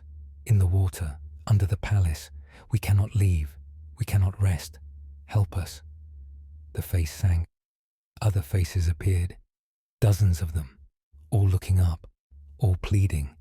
All trapped in the water somehow. I stepped back. The fountain went dark. The whispers stopped. But I heard something new. Water running. Not from the fountain. From below. From beneath the palace. I followed the sound. To the lower levels. To the old chambers beneath the great hall. Water seeped from the walls, pooling on the floor. The water was the same. Ice cold. The same smell. I touched it. My hand went numb instantly. I pulled it back. My fingers were blue, frostbitten, from water that should not freeze. In the water on the floor, I saw them again. The faces, swimming in shallow puddles. Impossible. But there they were, trapped in water that was too shallow to contain them. I reported this to the palace steward. He came to investigate. By the time we returned, the water had drained away. The floor was dry. No evidence remained. But that night, everyone in the palace had the same dream. Water rising, flooding the rooms, drowning us in our beds, faces in the water, reaching for us, pulling us down. We all woke gasping. The next morning, we found water in every room, seeping up through the floors, dripping from the ceilings, ice cold, smelling of earth and decay. We tried to stop it. We sealed cracks. We reinforced walls. The water continued. In the fountain, the faces appeared in daylight. Now, everyone could see them. Dozens of faces, all trapped, all calling for help. We drained the fountain completely. We sealed the pipes. Still the water came, from somewhere beneath the palace, from some source we could not find. Yesterday, a servant disappeared. We found him in the courtyard, standing in the fountain basin. The fountain had no water in it, but he was drowning. His lungs were full of water, water that was not there, invisible water. Before he passed, he spoke. They pulled me under. The faces, they pulled me down into the water, into their realm. Now I am with them, trapped forever. The fountain remains sealed, but we hear them, the voices, under the palace, in the walls, in every drop of water, calling, begging, promising that soon we will all join them. In the water that exists beneath everything, the water that flows between worlds, the water that traps the dead. William Murray, Royal Clerk, Linlithgow Palace, West Lothian, 27th April, 1649. Archive note. Dr. Nathaniel Ashcroft. Murray's record was discovered in palace archives. The fountain was rebuilt in 1653. Water quality testing in modern times has shown unusually low temperatures in the fountain water, 10 degrees colder than surrounding sources. No explanation has been determined. End of file. Case file NOA1562T. Classification Miller's account. Date of statement 19th October 1562. Location Falkirk, Stirlingshire, Scotland. Author Alexander Boyd, Miller. Account of the stone that speaks I, Alexander Boyd, Miller of Falkirk. Do account what occurred with the ancient stone. My mill sits beside the river. I have worked here for 18 years. Last month, the river ran low. Drought conditions. The water barely turned the wheel. I walked the riverbed searching for blockages. I found a stone, large, perhaps 4 feet tall, partially buried in the riverbed. It was covered in carvings, symbols I did not recognize, not Christian, not Roman, something older. The stone was smooth, worn by centuries of water, but the carvings were still clear. Deep cuts, deliberate patterns. I decided to move it, to use it in the mill foundation. I brought tools and men. We dug around the stone. We found it went deep, 8 feet down, perhaps more. We worked for 2 days. Finally, we freed it. We brought it to the mill. We stood it upright in the courtyard. That night, I heard sounds, coming from outside, a low hum, constant, like the note of a very deep bell. I went to investigate. The sound came from the stone. It was vibrating, slightly. I could feel the vibration in the ground. I touched the stone. The vibration stopped. Then I heard a voice, coming from the stone itself. Who has moved me? The voice was ancient, rough like gravel, but clear. I stepped back. The stone spoke again. I have been under the water for 1,000 years, silent, forgotten. You have brought me into the air again. Now I can speak. I asked what it was. The stone laughed. The sound echoed across the courtyard. I am older than your people. I am older than your gods. I was here before humans walked these lands. I watched the world form. I saw the first fires, the first wars. I remember everything. And now I will tell you everything, whether you want to hear it or not. The stone began to speak. It spoke of things I did not want to know. The true age of the world. The things that lived here before us. The things that live here still. Hidden.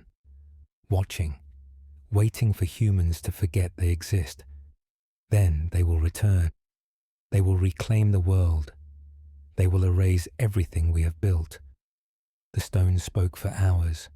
I could not leave. I could not cover my ears. The voice penetrated everything. I heard it in my bones, in my blood, in my thoughts. It told me secrets that should not be known. The names of the old gods, the places where they sleep, the rituals that would wake them. At dawn, the voice stopped. The stone went silent, but I remembered everything it said. Every word was burned into my mind. I tried to forget. I cannot. The knowledge is there, permanent, unchangeable. I tried to bury the stone, to sink it back into the river, but I cannot move it now. It is fixed to the ground, as if it weighs 1,000 times more than before, as if it has roots going down to the center of the earth. Each night, the stone speaks. It tells me more secrets, more terrible truths, and I cannot stop listening. Others have come to hear it. Word has spread. They ask the stone questions. It answers.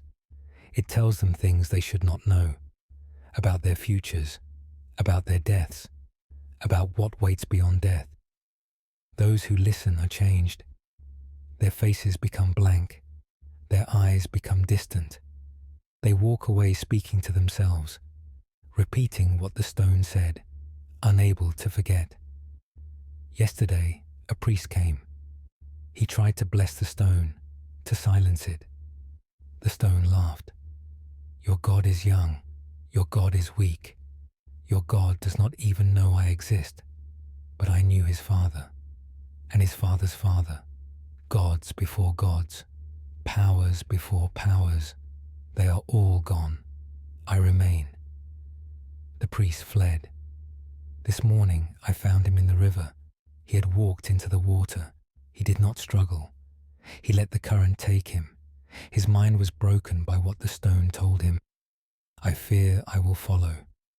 The stone speaks to me even in daylight now, even when I am away from the mill. I hear its voice in my head, telling me secrets, showing me truths. breaking my mind with knowledge that humans were never meant to possess. Soon, I will walk into the river too. Or perhaps I will do something worse. Perhaps I will perform the rituals the stone described. Perhaps I will wake the old gods. Perhaps I will help them reclaim the world.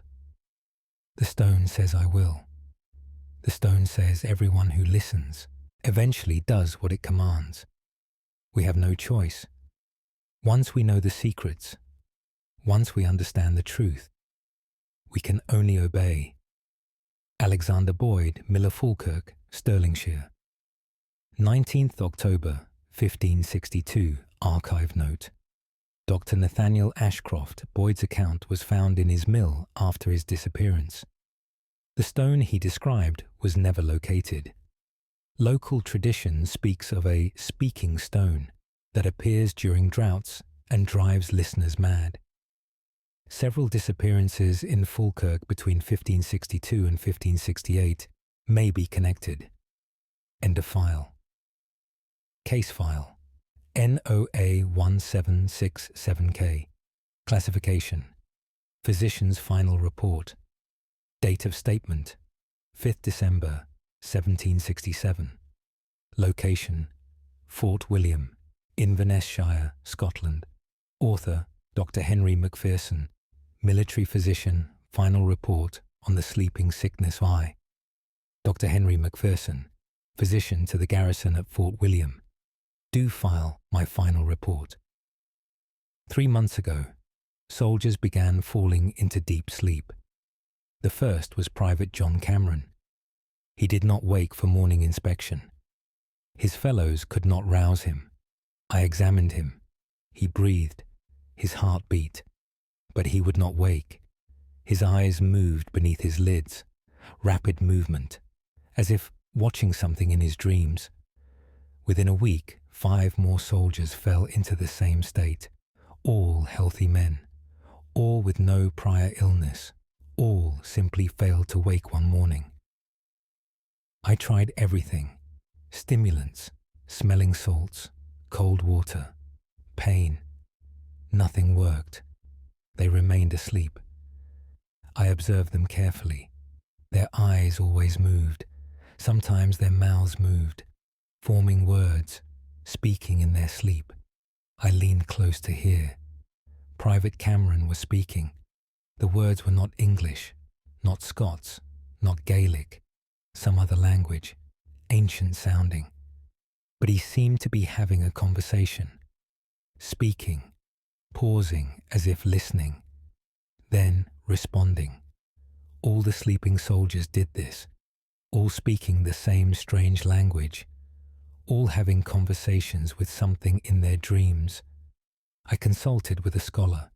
He identified fragments of the language, an ancient tongue, spoken thousands of years ago, long dead. No one speaks it now. Yet these soldiers spoke it fluently in their sleep.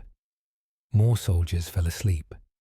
12 now, then 15, then 20, all in the same state, all speaking the same language, all having the same conversation. I stayed awake to monitor them. At midnight, they all stopped moving. Complete stillness. No eye movement. No words. Just breathing. Then they sat up. All 20 soldiers, simultaneously. Their eyes remained closed. But they sat perfectly upright. They turned their heads, all facing the same direction. North, toward the mountains. They spoke in unison, using that ancient language. The words formed a pattern, a chant, repeating over and over. I tried to wake them. I shook them, shouted at them. They did not respond. They continued chanting. At dawn, they lay back down. Their eyes began moving again. The conversations resumed. This pattern has continued every night. More soldiers fall asleep. 25 now, 30, half the garrison. I fear I am next. Last night, I dreamed. I stood in a great hall, made of black stone, carved with the same symbols I have seen the soldiers trace in their sleep. In the hall stood a figure, impossibly tall, cloaked in darkness. It spoke to me, in that ancient language, but I understood it. You will join them soon. You will sleep. You will speak our words. You will help us return. We have been gone for 10,000 years, sleeping in the deep places, waiting for voices to call us. Now we have found those voices, these soldiers, these dreamers. They call us in their sleep. They speak the summoning. Soon we will answer. Soon we will wake. Soon we will walk the world again. I woke terrified, but I felt the pull, the desire to sleep, to join the others, to speak the ancient words, to help bring them back. I am writing this while I still can, while I am still myself. But I feel sleep coming, heavy, irresistible. Soon I will join the others. Soon I will speak the summoning. And when enough voices join the chant, when enough dreamers speak the words, they will return. The old ones, the ones who walked before us, the ones who will walk after us. They are coming back, and we are calling them home. Dr. Henry Macpherson, military physician, Fort William, Inverness Shire, 5th December 1767, archive note. Dr. Nathaniel Ashcroft. This was Macpherson's final entry. He was found the next morning in the same sleeping state as his patients. By December 20th, the entire garrison had fallen asleep. Replacement forces found them all in their beds, eyes moving, mouths forming words. They remain in military medical records as the sleeping garrison. None ever woke. End of file. Case closed to public record. The original document remains sealed within the vaults of the British Museum. The NOA archive remains committed to documenting phenomena that defy conventional understanding.